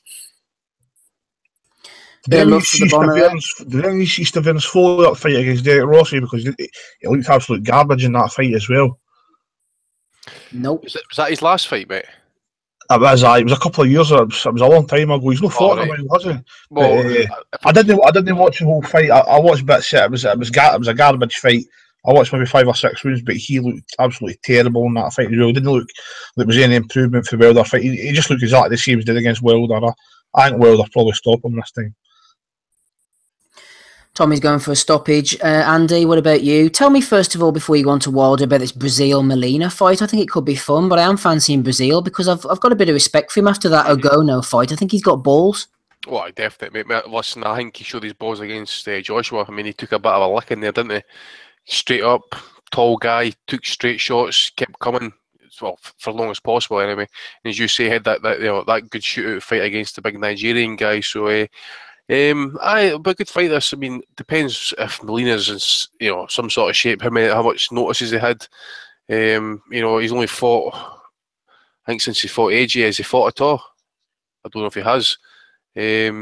So that's potentially just over a year at the ring, so to speak. So you just wonder what kind of shape he's going to be in. He's definitely going to be rusty. And we know Brazil, if anything, is a home fighter. So I'm going to say that Brazil probably be a kind of mid to kind of late round stoppage. Wilder, on the other hand, I agree with Tommy and Robin that I think he's going to stop him this time about Again, Wilder's going to have the issue as well. He's had surgery recently on, it was either his hand, I think, or his shoulder. I know he had a motorcycle accident as well, because if you saw his last fight against Washington, he had a bad scab on his arm. You could see it was actually kind of, I think he tried to kind of protect it with some sort of kind of medical kind of glove or whatever it was. But Yeah. I expect him kind of, again, it depends. If the right hand's okay, he might cut loose with it. If no, I think he's going to have to kind of like feel himself into it, land the right hand a couple of times, see how it reacts. I think if there's anything resembling a problem there, like, you know, immediate swelling or anything like that, I think you might just take the cautious approach and maybe just jab him, hold him, move, and just keep it safe. Get the victory, get the 12 rounds under his belt. You know, he's then got his tune-up fight, and he can then look forward to fighting like Joshua and that. So it really depends on how this right hand's going to hold up if he lands it. It's going to be a crying fucking shame actually if he breaks it again in this fight and he doesn't get a knockout with it, because it's just going to set him back. And again, you know, at 32-year-old, you know, he's not got much time left. I don't think. Wilder, I think he's just looking for that big cash out fight, and that'll be him. Ozzy, final word to you before you go on to the heavyweights. Any love for this Porter-Granados fight? Granados gave Braemer a decent scrap. Some thought he actually won it, and of course Porter beat Braemer. I mean, are you a Porter fan? His style doesn't please everybody. He's okay, isn't he? I tell you what, he's certainly taken more risks since he lost to Kell Brook than he did prior to that. He seems to be willing to fight anybody. Gave Keith Thurman a close fight. Obviously beat Berto. I think he'll beat Granados quite comfortably, in all honesty. It should be pretty straightforward for him. And what about the heavies, Ozzy, before we bring Richie in? I like just what you mentioned, Andy. Molina's had one fight since he boxed Joshua. It was against 13, 35 and 7 Jamal Woods, and he got a majority decision. So it's not exactly the best prep. I think Brazil will beat him. He's shown he's got proven qualities, because he can definitely take a shot. And I think he'll beat Molina quite comfortably. And I think Wilder will stop Bermain Stiverne as well. I know Tommy said he basically went, the cards were extremely close against Derek Rossi, and that was in 2015. He's not boxed in 2 years. There's just no reason why I can pick him to beat Wilder, who's been active. He's lost to him already. It should be a comfortable night's work, and it wouldn't surprise me if he gets him out of there early as well. Okay, Ozzy, joining us on the call now, we have Richie Garner. Richie's a Welsh boxing trainer and manager. Richie, can you hear me okay? Yeah, that's fine. Sorry for for joining you so late, guys. A few technical issues, but seems that I've resolved a few of those now. So I'm with you. Thank you very much for having me on. No problem. We're hearing you loud and clear, so don't worry about that. First of all, Richie, any thoughts on the fight last night, the big Joshua Takam? How did you see it? How did it go down, in your opinion? It goes without saying, and obviously I was exceptionally disappointed the referee jumped in when he did. I thought Takam, obviously, like the majority of people, deserved to make it to the final bell. I don't know if anybody out there follows me on Twitter. I'm on a Richie Shadow. I actually put myself out yesterday, and I felt a little bit brave doing it, because this is not going 3 rounds. And then I had a look at this guy, and Takam, just the way that he rolls, the way that he moves, he doesn't really absorb really heavy shots. He's kind of like a better version of Kevin Johnson. And obviously Johnson was very, very difficult to hit, very difficult to hurt. And I always kind of felt like it was going to be a difficult night for Joshua. So I put it out there on Twitter and made a little bit of money. I'm always happy to see some friends take some money off the bookies. So don't get me wrong, it should have been easier than that for Joshua, but obviously the broken nose in round 2 would have had a certain effect upon him. He seemed a little bit gassed middle rounds. A broken nose is going to affect you like that. There's no two ways about it. But as a spectacle, it was quite entertaining. It's just a shame that it had to end the way that it did. Yep, completely agree with most of that. Just bringing things back to a Welsh angle, looking at Lee Selby, obviously a few options for him at featherweight. What about fights with the likes of Josh Warrington and Carl Frampton? How do you think they would go down? Being a Welsh lad, I wondered if you'd bring Warrington up. The way I see Warrington and Selby playing out is the very same manner in which I think that Hamid and Robinson panned out, only from a different end of the spectrum. For as a Welshman, I think Selby's movement is just far too. He's leagues, in my opinion, ahead of Warrington in relation to his footwork, in relation to his hand speed, and I think it'll be a very, very tough night for Warrington. Although I will say this, he has progressed, and I think that it's a much tougher fight for Lee now than it would have been when Warrington started calling him out.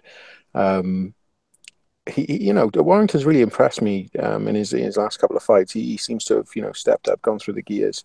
He's a tough kid, but I just don't think his footwork and his hand speed are good enough for him to get close enough to Lee to hurt him, to stop him. And I just see Lee cruising to a points victory there. And what about Frampton? If he doesn't fight the likes of Selby, I mean, you could see Lee maybe going, and Gary Russell, he's pretty inactive at the moment. You've got Diaz, you've got Valdez. The options are there, but you want to see Selby getting on now. Hopefully the Sanigars can get him that big fight. It could be on this De Gale show with, that Frank Warren's putting on, possibly. He could have a big one there. Yeah, quite possibly. I mean, there's lots of talk of Frampton. I think Frampton's a bit much for Lee. I'm sure he wouldn't thank me for saying that. Lee's a friend of mine. I see him quite regular. But I just, if I had to, we were absolutely going to call him up and tell him he fucking said that. Just sit down. It hurts me to say it, but I just think Frampton would have too much for Lee. I really do. I've got to be honest. Like I said, it hurts, but I think he's a level above. Andy was asking me there on the chat, actually, what's your opinion on Fred Evans? I know that he's turned pro, he signed with Sanigar, he's made his debut. There were a few issues, I think, beforehand with Fred. Any lowdown, any insight for our listeners there? Listen, he's actually a really, really nice lad, Fred Evans. And obviously, he's got a proven amateur pedigree. I really rate him. What I will say is this. I mean, what is he at the moment? He's 2-0, yeah? Yep. He recently beat Victor Adaga. I was actually in Victor's corner for that.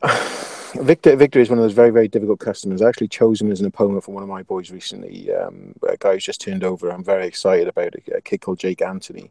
Jake's got a great pedigree as well, but nowhere on the level of Evans. And I was kind of hoping that my boy Jake would do a number on Victor and perhaps stop him and demonstrate it just as a benchmark to prove his quality, because Fred couldn't stop Victor. But I was kind of disappointed. I mean, I was in Victor's corner, and I thought it'd be a really, really difficult night for him. But Fred really struggled with Victor. Don't get me wrong. Victor was never going to beat him.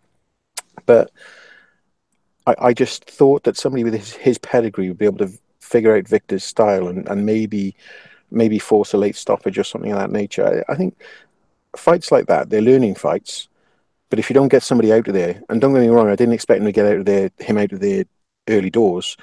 But if you don't get somebody like Victor out of there with his pedigree, then you're going to have question marks put over you, What I was going to ask you as well, Richie, was Joe Cordina fought last night, obviously, in the Cardiff show. There was maybe a chance at one point that you would possibly be managing Joe. What happened there?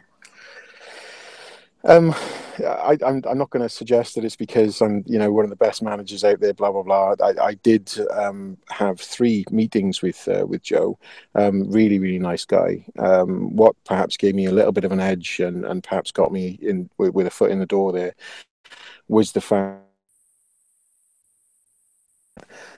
that Joe's family are known to me. With me being from Cardiff and having connections in Cardiff, Joe is a Cardiff boy. His family and his immediate family all around him are known quite well to me. It kind of gave me an in.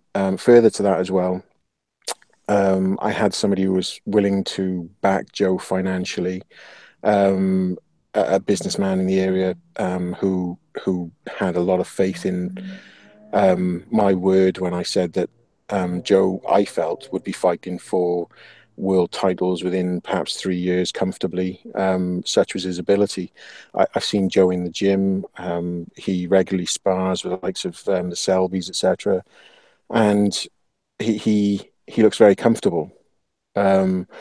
He's got a great style for the pros, and if I could have got him, I don't think for a second that I was ever first choice. But it was just a pleasure to know that he was willing to listen to me and what I had to offer, and what backing we could have given him. But nevertheless, that would have been just an incredible coup. It probably would have been the shock of the boxing world, I think, for somebody like me to get somebody like Joe. But I genuinely, I would have looked after him. I would have looked after him in ways that perhaps other people might not. I mean, I've got a very good friend in Gary Lockett who really gives me a lot of advice.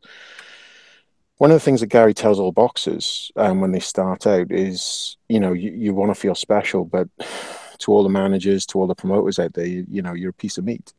And it sounds harsh, but let's be perfectly honest. It is brutal, but it's truthful. Everybody is a commodity in this game. But being from Cardiff, being Welsh, knowing what talent Joe had, obviously I would have absolutely pulled out all the stops in every aspect that I possibly could have to look after him. He's a very, very bright boy. Joe has got so many things going for him. He's smart. He's talented. He's a good-looking lad. I can see Joe going right to the top and staying there for a long time. I certainly hope I'm not wrong about that. But the biggest disappointment from the show last night, and I was kind of going to cover this with you when we started talking about the show earlier. Yeah. The biggest disappointment for me last night was the fact that his fight was not televised. And down here in Wales, we kind of feel that perhaps Eddie, isn't a fan of the Welsh. Same in Scotland, mate. It's the same all around with Sky. Yeah. Scott's the Welsh Nighties always get fucked over for Sky. Absolutely, and I've got to be honest. Last night, for there to only be one Welsh fighter on the show, and for him not to be televised, was a real slap in the face for the people of Wales. And it's no surprise that Eddie was booed at the end of the show. I mean, the way that Anthony Joshua responded to that was absolutely comedy. He really lapped it up with the crowd and played along with it. But I mean, Anthony was very tongue in cheek in relation to that. But you've got to be careful when you do things like that, not to upset people. But he played it right, I think. But for as a Welshman, showing Wales only one Welshman. Seriously, all the talent we've got in Wales, he could only find one Welshman to be on that bill, and he doesn't even show it on Sky. Absolutely shameful. Yeah, just to remind everybody, we've got Richie Garner on the line here, Welsh boxing manager and trainer at Richie Shadow on Twitter. Just a couple more questions, Richie, if that's okay, before we let you go.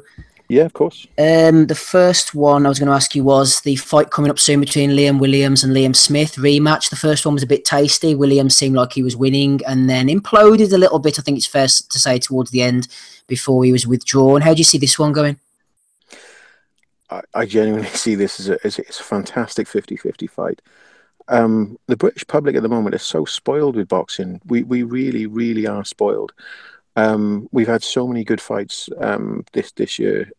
Genuinely, I think sometimes we're so spoiled that we need to sit back and take a good look at what we've experienced throughout the course of the last couple of months, because sometimes there's some very poor cards, and obviously yesterday attracted a lot of negative attention in relation to the cards. I actually, last night, I think the matchmaking wasn't too badly, and the only reason I say that was because some people don't understand that sometimes things go terribly, terribly wrong, and there were so many pullouts and there were so many problems. And you just got to manage those problems, and I think they did their best to manage those problems and keep the show on. And it's under very difficult circumstances, because it's not until that you get your manager's license, and I've had mine a fair few years now, and my coach's license and what have you. And it's not until you really get deeply involved in the game that you realize there's a lot of fighters out there They want the notoriety of fighting. They want the money from fighting. But some of them just don't want to fight.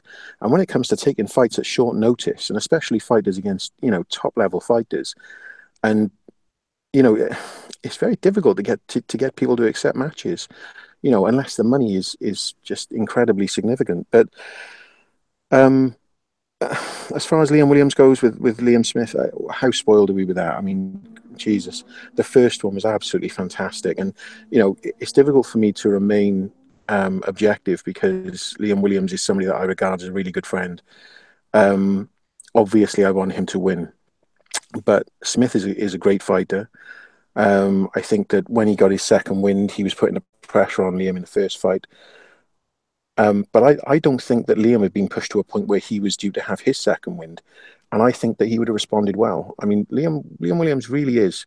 He's a throwback to the old Valleys fighters where, the Valleys fighters were so very, very tough.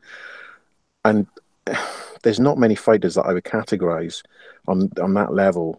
But Liam Williams, I put him there. He's an incredibly tough guy. I mean, I've been so privileged to have seen a lot of his training, not just for this camp, but for the last couple of years. And the sparring sessions that used to go on between him and Nick Blackwell, I tell you, I've seen contests that weren't that vicious. He's competed at a great level. Gary's taken him all over the country. And I know he'll be ready to fight Smith. I know he'll be ready to take it to him. I know he's got the skills to do him. But Smith is just... He's an absolutely fantastic fighter, and it's just going to be a barn burner. It's going to live up to expectations. I know it is, and there's not many fights you can say that about. You're always waiting for that slap in the face. You're always waiting for it to go wrong, and for fights not to live up to the hype. This fight will live up to the hype. Just finally, Richie, and we thank you for your time. Welsh boxing obviously has a very rich, proud tradition, the likes of Jimmy Wilde, Johnny Owen, Colin Jones. But more recently, I'm looking at guys like obviously Calzaghe, Enzo Mack, Reese, Buckland, Cleverly, Price, even Scott Gamma. What are the moments that have really stood out for you over recent years following Welsh boxing? The emergence of the Selby brothers, I think, is absolutely fantastic. I mean, they've got two completely different outlooks on boxing. And to see them doing so well is absolutely fantastic. We've got some great guys coming through. It's a shame to see Enzo going out, perhaps on a loss. I don't think that Enzo is going to come back into boxing. And it's a shame because he's been such a fantastic servant. I think he's the only Swansea fighter to win a world title. And he's such a nice guy. He's got time for everybody. And like I said, more recently, the last couple of years, we've been spoiled. The British public have been spoiled, but certainly the Welsh public have been spoiled in relation to all of the talent that has grown. And you've got to bear this in mind, that we have become, the public have become, we've become quite soft. Life is so easy for us in comparison with the way things have been. Material things are so easy to come by that it's very, very difficult for fighters to maintain that level of hunger that years ago fighters could maintain because they had so little. And these days, there's so much out there. We've got the welfare state to look after us on many levels. Poverty in comparison today to what it was years ago is nothing. And these fighters today, they've really got to work hard to motivate themselves, and particularly in the Welsh Valleys, where years ago life was very, very hard, but these days, obviously in comparison, is nowhere near such a struggle as it was. But nevertheless, we've got all this talent emerging, and it's really, really a testament to the strong will and determination of these fighters like Liam Williams, fighters like the Selbys, fighters like Enzo Macronelli, who fought at the top level. We've been very lucky. We've been lucky, and long may it continue. And if I'm lucky, I might have a couple myself. Hopefully so. Richie, it's been great to have you on. Thanks for joining us this evening. Very grateful for you having me. And love the podcast, and I'll enjoy listening to it when I get the opportunity. Thank you very much. Cheers. Thank you. Cheers, mate. Take care. Bye. Richie Garner there. Thanks to Ozzy for sorting that out. Richie spoke very well, I thought. We'll have him on again if we can. Anybody want to bring up any other business before we get onto the value of the weeks? I can't download last night's podcast on iTunes for some reason. I managed to, so I'm not sure, Andy. Hmm. If anybody else has any problems, let us know. Andy hasn't been able to get it down. I got it on my iPhone earlier, so I suppose we'll just have to see what the problem is. Maybe you're after using up all your bandwidth, Andy. Too much Pornhub, Andy? Aye. That'll be the story. Right, let's get on to value of the week, and then we'll get out of here for another night. It's 10 to 10. We're doing pretty well. Ben Thorms has nominated Femi and Johnny Nelson, but this was even before the weekend. He said they make me want to put my foot through the telly, so I'm nominating them in advance. Okay, fair enough. Matt Skelton, not the boxer, has nominated Sky Sports News. Is Anthony Joshua Britain's greatest ever heavyweight?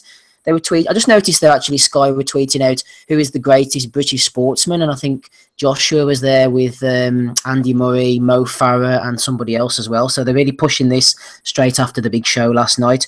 Tommy Cahill has nominated Sky Sports News again for the poll. Is Joshua Britain's greatest ever heavyweight? 51% said yes.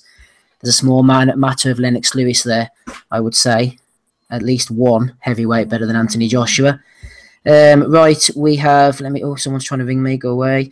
Phil Woolcock has nominated Amir Khan. In any fight I've ever been outboxed, Mayweather-Khan fight would be a game of chess. Speed, movement, and accuracy will cause him problems. Amir thinks he'll cause Floyd problems. Donnie, what do you think about that one? You know, it's in terms of his actual substance of his point, I don't think it's value of the week material because, I mean, Floyd did look like he slowed down a little bit against McGregor, in my opinion.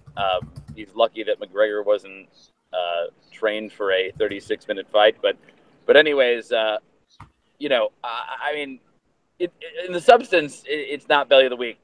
But from the optics standpoint, it's like you haven't fucking fought in forever. And the last time that you did, you were literally like ice cold out unconscious on the canvas, right? Like, what did he possibly do to earn the Mayweather fight? I mean, and I'm a fan of his, but I mean, I think the word, and I'm not, you know, obviously I am not from the United Kingdom. I believe the word that would best describe some of his Twitter banter is he a gobshite? Rob Kelly, that's a word for you, gobshite. Most definitely. He's most definitely. And I bet his wife was applauding last night when the referee stopped the fight. She was strumming the beef curtains last night. Seriously, Donnie, though, seriously, you could get a value of the week for saying that can have a chance against Floyd. Floyd was treating that McGregor fight like a spar. He wasn't taking him seriously. He was just looking at him. Give me a break, will you? Amir Khan was getting outboxed by Paul McCluskey, and that brings me on to a value of the week nomination, by the way, for Barry Hearn, who said the referee was right to stop the fight. This is the fella who invaded the ring after the McCluskey fight was stopped against Khan. Won a rematch over a nothing cut. Yes, and this was a guy that put Harold Bomber Graham, who had against Julian Jackson, who had fucking no eyes, and was forced to take the fight to Spain because the British board wouldn't sanction the fight. Yeah, and absolutely paid the price for that one, didn't he? Holy shit! Yeah, last night then was the best Joshua pullout since Khan's misses, I suppose, Andy. Yep, definitely, mate. Right, Rob Barnett has nominated Dillian White. Dillian is talking about a 3-fight plan, reveals his ideal next 3 fights, starting with Robert Helenius. Rob says the man whose best win is Dave Allen, dictating terms for the next 3 fights. Laughable. I agree with you, Rob. Mickey D has nominated Larry Holmes on boxing scene. Anthony Joshua knocks out a prime Mike Tyson, said Larry Holmes. I wonder what he was saying after last night's spectacle. Probably not the same thing. Joey has nominated Wilson 17. The big DeGale Selby show was announced, and Wilson said, DeGale will be too big for Selby, in my opinion. DeGale to win by KO. There was a few who got on board that one as well. Curtis Conway has nominated Natasha Turk. She said, this is a fight I cannot wait for. James DeGale versus Lee Selby. I think a few people got the wrong end of the stick when it came to that one. Bingo Pajama has nominated Johnny Nelson. Johnny said, I wonder if Carlos Takam would unsettle Anthony Joshua, but he got a nomination for wearing jeggings, which are apparently jeans and leggings, which is news to me. So any of our fashionistas might want to keep me right there. But he's been nominated for wearing jeggings, apparently, which is that's not the first fashion nomination, actually. I think Amir Khan got nominated for his shoes in the past. So, you know, we're branching out here, Andy, into the world of fashion. And also, Yeah, I think it just proves how many males who listen to this show now have actually become metrosexuals. Kill yourself. I remember David Price had a very great, I don't know if it was a winner, but it was a great Value of the Week nomination for, the suit. The suit. for a suit that was like about 5 sizes too large for him. I remember Andy cracking up laughing over that one. In that suit. It was hilarious. I remember listening to Andy going off on that suit at the time, cracking up laughing. That was a hell of a suit, by the way, Pricey. So a nomination for Johnny Nelson. Bingo Pajama has also nominated Eddie Hearn for bigging up the WBC silver title between Hellenius and White. Yes, a bullshit title indeed. Ian Dark was slagging off the Joshua fight. He said that it was Joshua's priced 1-66 on, and the tension is unbearable, waiting to see which way this one goes. But Joe Dennis wasn't happy about this. He said, zero knowledge of the preparation, dedication that everyone has put on the line here. Cheap and uneducated shot, Ian Dark. Uneducated. This is Darky, who's been at the forefront of UK and world boxing commentary for a number of years. So, yeah, uneducated. I don't think so. Anyway, who's this? Let's have a look. Who are you? Robert Blundell has nominated Foz for saying that Tony Bellew was fighting Ricky Burns. That was from a few weeks ago. Larry Holmes has been nominated by Ben Churchard again for bigging up Joshua against Mike Tyson. Who else have we got here? Moz has nominated Coogan for saying that Joshua is the undisputed heavyweight champion. Irish Times Sport were nominated by Danny Robson. They said that Esther Sanchez, this was Katie Taylor's opponent, has 2 hours to lose a pound or else the title will become vacant, meaning Taylor won't take the belt even if she wins. No, I think she can win the belt if it's vacant, so they got that one wrong. Joe O'Neill from IrishBoxing.com was on top of that one as well. Rob Cheshire has nominated Terry Flanagan. He says to Mikey Garcia, I'm aware your team have made mine an offer. However, I have to take care of Jorge Linares first. The deal is all but done. Dominic has nominated BBC Sport, who said that we were looking forward to a thrilling undercard last night before it happened on Friday. AnthonyJoshua.com has rewritten history, saying that Lennox Lewis successfully defended against Mike Tyson and then retired. Obviously forgot about the Vitaly Klitschko fight. Chad Hogan, aka Brian King, has nominated David Payne for saying he likes Ronald McIntosh on commentary. Martin Hurry has nominated the Boxing Kingdom. The Boxing Kingdom said, Eddie Hearn is a fantastic example of how hard work can help you rise from the bottom to reach your dreams. Andy has nominated Tony Bomber Bellew, Andy, for saying that Katie Taylor is the best female fighter on the planet. Absolutely, mate. Apparently, according to Tony Bellew, she's the best female fighter since Cecilia Brækhus. No, quite no. I'm not an expert on women's boxing. I'm happy to take that one from you there, Andy. Mr. Dermo1 has nominated Ron Lewis. That ring walk was like going back to the Jack Dempsey days, said Ron Lewis. How old is he? I don't know. Stuart Ballard, he writes for the Daily Express, I believe. You could give him a Value of the Week just for that. He said, I'm looking forward to a Clarissa Shields versus Katie Taylor clash at some point down the line. What was the point of Bellew mentioning her name last night, by the way? Zero relevant. There's not one fucking fighter in the UK who can fight her. What's the point of bringing her up? It was AJD nominated that. I don't know what they're going to do. Some kind of catchweight, maybe. Brian King nominated David Payne again. He was getting it hard from Brian last night for talking about the stoppage. BBC Sport Wales said Joe Cordina beats Lester Cantillano on points in front of over 70,000 fans in Cardiff. The stuff of dreams. Liam Mallon wasn't too happy about that one. Josh Hussey, this is a good one. Josh Hussey said he saw people last night at the fight wearing Joshua Takam half and half scarves. Yeah. I didn't get a photo, but I'm nominating them anyway. So the half and half scarves have come into boxing now. Oh, fuck's sake, mate. It's bad enough seeing these fucking football tourists buying that shit, but fucking hell. If you've got one, Andy, hang yourself with it. Would that be your advice? I've got a couple, actually, but it's like connections with the Gers. Nothing like fucking... like that shit. Fucking hell. An O'Hara Davis, Josh Taylor half and half scarf, no? Never, mate. Brian King has nominated Eddie Hearn. He was arguing with Kofi Yates, actually saying that AJ has a lot of personal autonomy, he says, and does what he wants. Brian's not happy about that. Craig, Welsh boxer, has nominated Anthony. Anthony said, these events are amazing and Eddie makes them as special as they are. I asked my son what he wants to be when he grows up. He said Eddie Hearn. I think that must be a spring. That must be. That guy is fucking with us. That must be a spoof, Donnie. Yeah. Boris has nominated the Seven Wolves. The Seven Wolves said about a year in, we can be honest in saying that Katie Taylor's career thus far has been a failed experiment. Waste of time is too strong. Brian has nominated Glenn McCrory. Always a pleasure to have a photo with this future lightweight legend, Luke Campbell, he says. John Pidgeon has weighed in on James Gray, who I think writes for the Daily Mail. James Gray said, perhaps the scariest thing about Anthony Joshua is how much he seems to improve with every fight. I don't know why he was watching last night. This is a good one. Babs has nominated Kevin Mitchell from The Guardian. Kevin Mitchell said, earlier in the evening, Britain's Dillian White turned in the most impressive performance of his career, surviving an early scare to thoroughly dominate the one-time Fringe World contender Robert Hellenius. He says, this will ramp up his case for a showdown with Wilder in February. He deserves it, which does not mean he will get it. Terrible. That's a bad one, isn't it? Andrew nominated Anthony as well. That's all the ones I've got. WBA for me, mate. I'm putting them forward. They had Paul Smith ranked 13 at 168. Nathan Cleverly, as I say, he's still ranked, even though he denounced his retirement.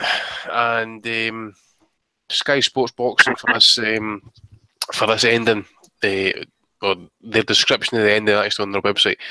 But a savage encounter was ended in the 10th round as Joshua staggered Takam with an uppercut and then a straight right hand prompted the swift intervention of Edwards, who mercifully waved off the fight.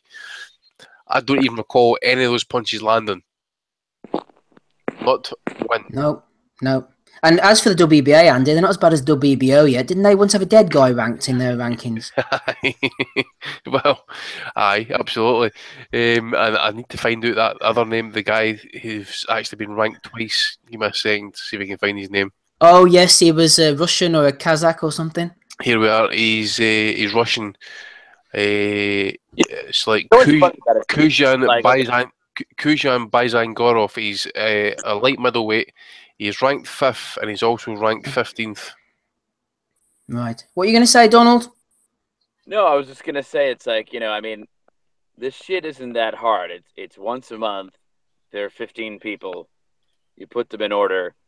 I mean, it's like, and these rankings actually determine, people's professional lives. Like, I mean, there's a lot of money that could potentially be earned if you have one of these rankings, or lost if you don't, and it's like, does nobody fucking proofread them? I mean, it's like they just don't give a fuck, really. They do. Like the entire, I think, ethos of the sanctioning bodies is, if it could be summed up in one pithy phrase, would be, we just don't give a fuck. Okay, they don't give a fuck how overtly, like blatantly, like ridiculously corrupt decisions they make, like giving Stiverne the title shot this weekend when he hasn't fought anybody at all in 3 years or 2 years, whatever it's been. I mean, but like, and Andy and people like me and you and all of us can complain about it all they want, but at the end of the day, it doesn't matter. They just don't give a fuck. It's mind-boggling. Here, Donnie, I bet they don't make as many mistakes when they're sitting in the office counting up the money at the end of the week. They don't. Yeah, they don't make any mistakes there. They get that right down to the very last dime. Yeah, I'm sure. Right, Tommy, Ozzy, Rob, any nominations? Yeah, definitely, mate. I think I mentioned it last night. Like, I want to nominate Steve Kim, like, for his love affair with AJ, when he said, for a big hulking guy, AJ sure does have some good fundamentals. Get out of here. And he's all day today saying, oh, Wilder's the B-side. So what if he's the B-side? Like, let's make it happen. Unify the titles. Like, let's see who's the best out of these two excuses for heavyweights. Like, let's see who's the best. You know what I mean? Well said, Rob. Well said. The time is now. He loves himself some AJ, does Mr. Kim. And Eddie as well, by the way. Eddie owes the public a free one for that one last night. That was absolutely shocking pay-per-view. Imagine £20 sterling for that. Absolutely shocking. Yep, completely agree. Ozzy, any nominations? Yeah, I've got one from Paul Reddy, who is boxing operations manager at Matchroom Boxing, who said that Yafai Ishida will be the standout fight of the night on the card. They first decided to put it on at 7 o'clock, which obviously means it can't be that good. And then it was pretty poor. So I think that's the only one for me, aside from the usual ones. Anybody who agreed it was a good stoppage and any Hearn praise, they can obviously all be nominated as well. Yep, happy to nominate them. Tommy, any nominations from you before we wrap up Value of the Week? No, I just like my vote goes to Sky Sports Boxing for the poll on AG being the best British heavyweight of all time. That was absurd. Sky Sports Boxing for you. I'm going for Kevin Mitchell from The Guardian for saying about Dillian White's most impressive performance of his career. Donnie, who are you going for this week? Donnie? He's disappeared. Andy, what about you? Kevin Mitchell for me, mate. Yep, that's 2 for Mitchell. Ozzy? Kevin Mitchell. Oh, hang on. Sorry, Ozzy, who are you going for? Kevin Mitchell. Kevin Mitchell as well. Donnie, yes, who are you voting for? I think it was actually on Sunday night of last week. But I fucking loved this one. And it was actually, the best part about it was truly unintentional Value of the Week humor material. Was when Callie Sauerland tweeted out, "I can't wait for the new WBA convention in Medellin." Yeah. I never forgot about that. He was very enthusiastic about that convention. I'm not going to speculate as to why. I'm just saying he seemed really pumped for it. And the best part is he fucking enjoys when people fucking respond to him on Twitter and they make jokes about him like doing lines of blow. He likes their comments, like he fucking favorites them on Twitter. So I don't know if he just has a sense of humor about himself or whether he's actually like, yeah, fuck yeah, cocaine, bitches. Like I don't know. So yeah, I thought that was great. That's what we're going to do with the Patreon money. We're going to go to the Medellin convention. Let's do it. If we don't have a stroke, it's been a bad weekend. Right, so you going for that one then, Donnie? In the nomination, it's up to you, Steve. Oh yeah, all right, sure, I'll go for that. Yeah, whatever. Yeah, no, it's up to you, Donnie. Rob, what about yourself? The Amir Khan one is pretty good for me. Like, what a bullshitter! Like, Amir Khan, okay, fair enough. We'll go for Amir. Then I think Kevin Mitchell's won it this week, so congratulations, Kevin. You have done well to win this week's Value of the Week. Right, just before we disappear, ladies and gentlemen, one final thing. Feel free to jump off if you want to, but we did have a question coming from Kenners90. He said, a question for the pod. I don't want to get too bogged down in this, but he said, why did Riddick Bowe never fight Lennox Lewis, and who would have won if they had? Well, I'm just going to quickly read something out here. Just bear with me. It's a couple of paragraphs because I recently did an episode of Punches from the Past on the Patreon regarding Riddick Bowe, and I have a little spiel that I've written out in my view why the Riddick Bowe Lennox Lewis fight didn't happen. So I'm just going to read that out. Like I say, if nobody wants to listen, feel free to disappear. I'm not going to hold anybody here. But the way I see it is a mini tournament between the quartet of top heavyweights had been organised to settle the issue of who was heavyweight ruler supreme. A fortnight after Lennox Lewis defeated Donovan Razor Ruddock, Riddick Bowe beat Evander Holyfield and took all 3 titles in the process.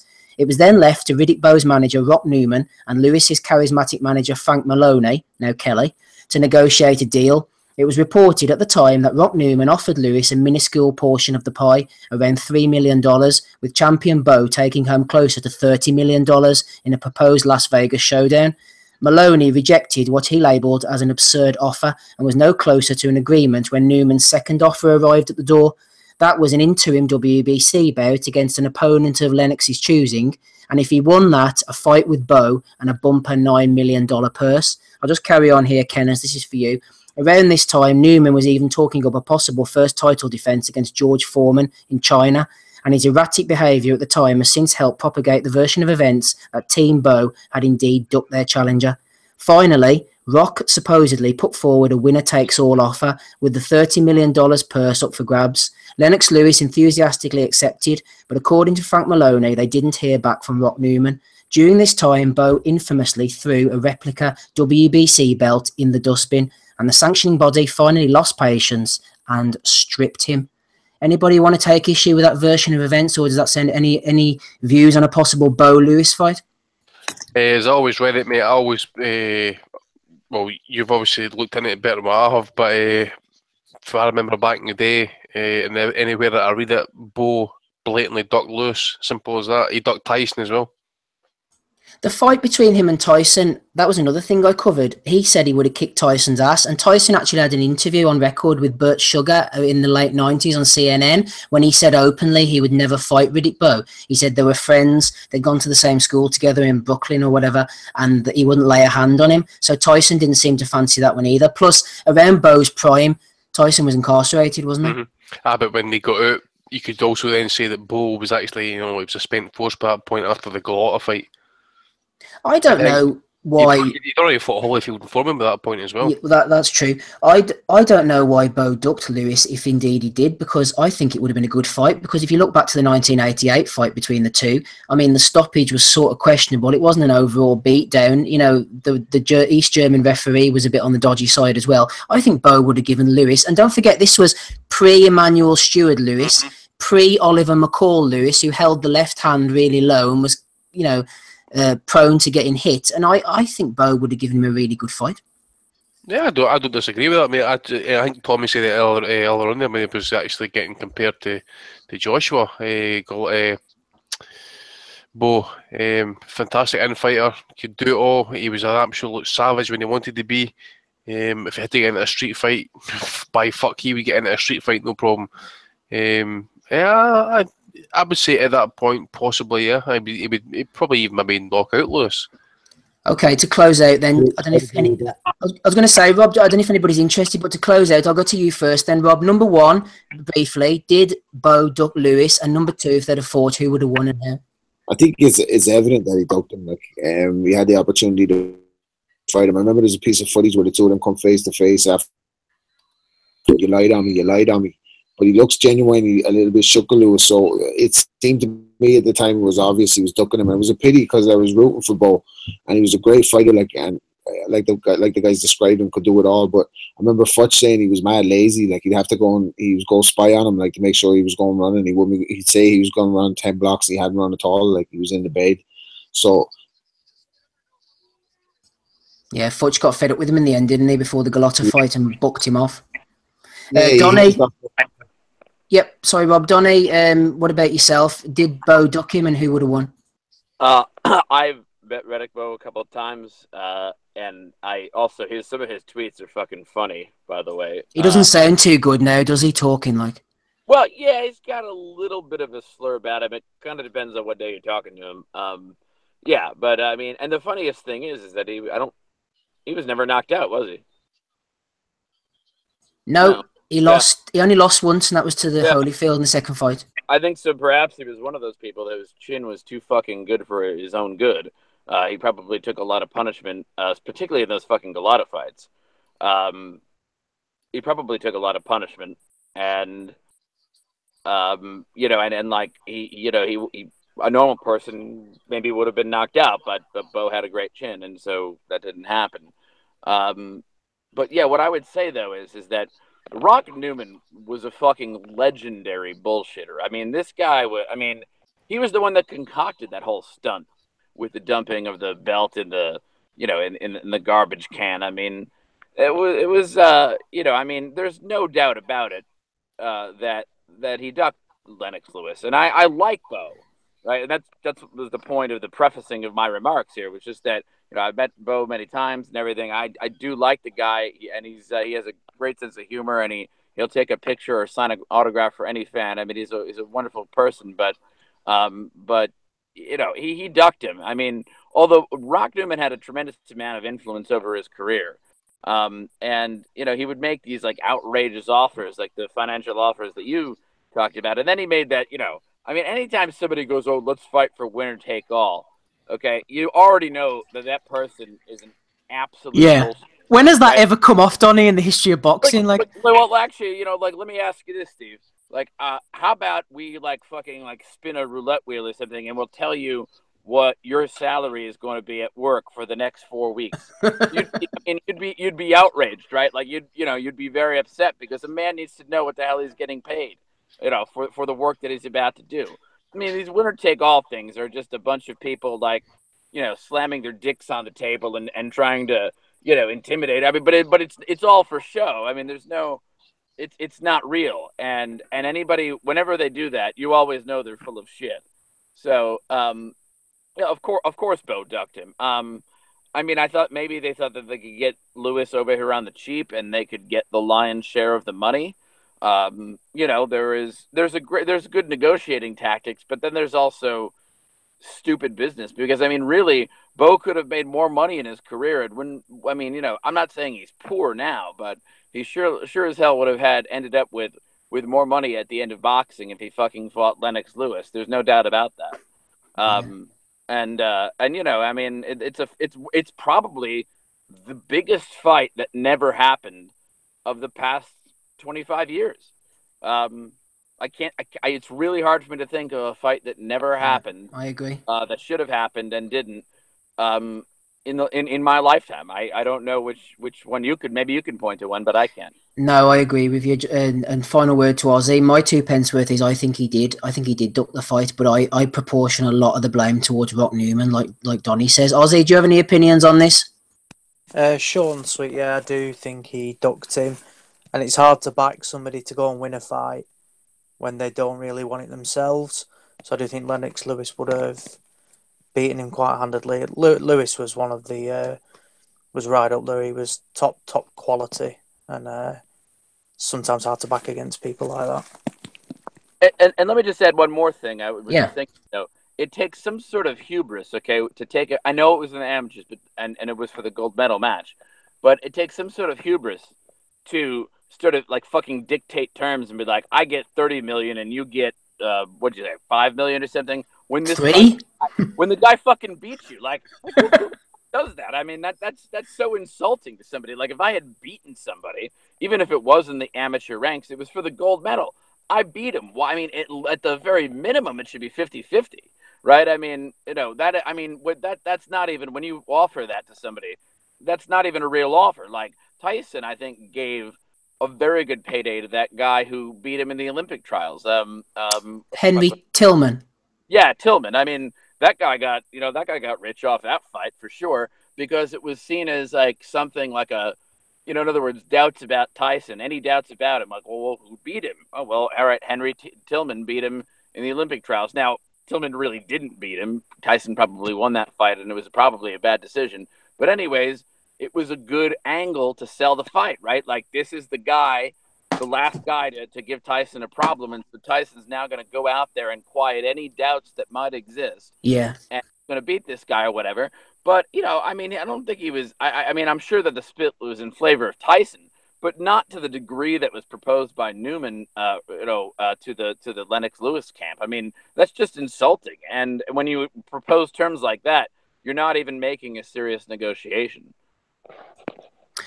Well said, Donnie. Really enjoyed that discussion. Bit of history for you there, all the listeners at the end of the show. Thanks to Donnie Baseball there, closing us out alongside Ozzy Smith.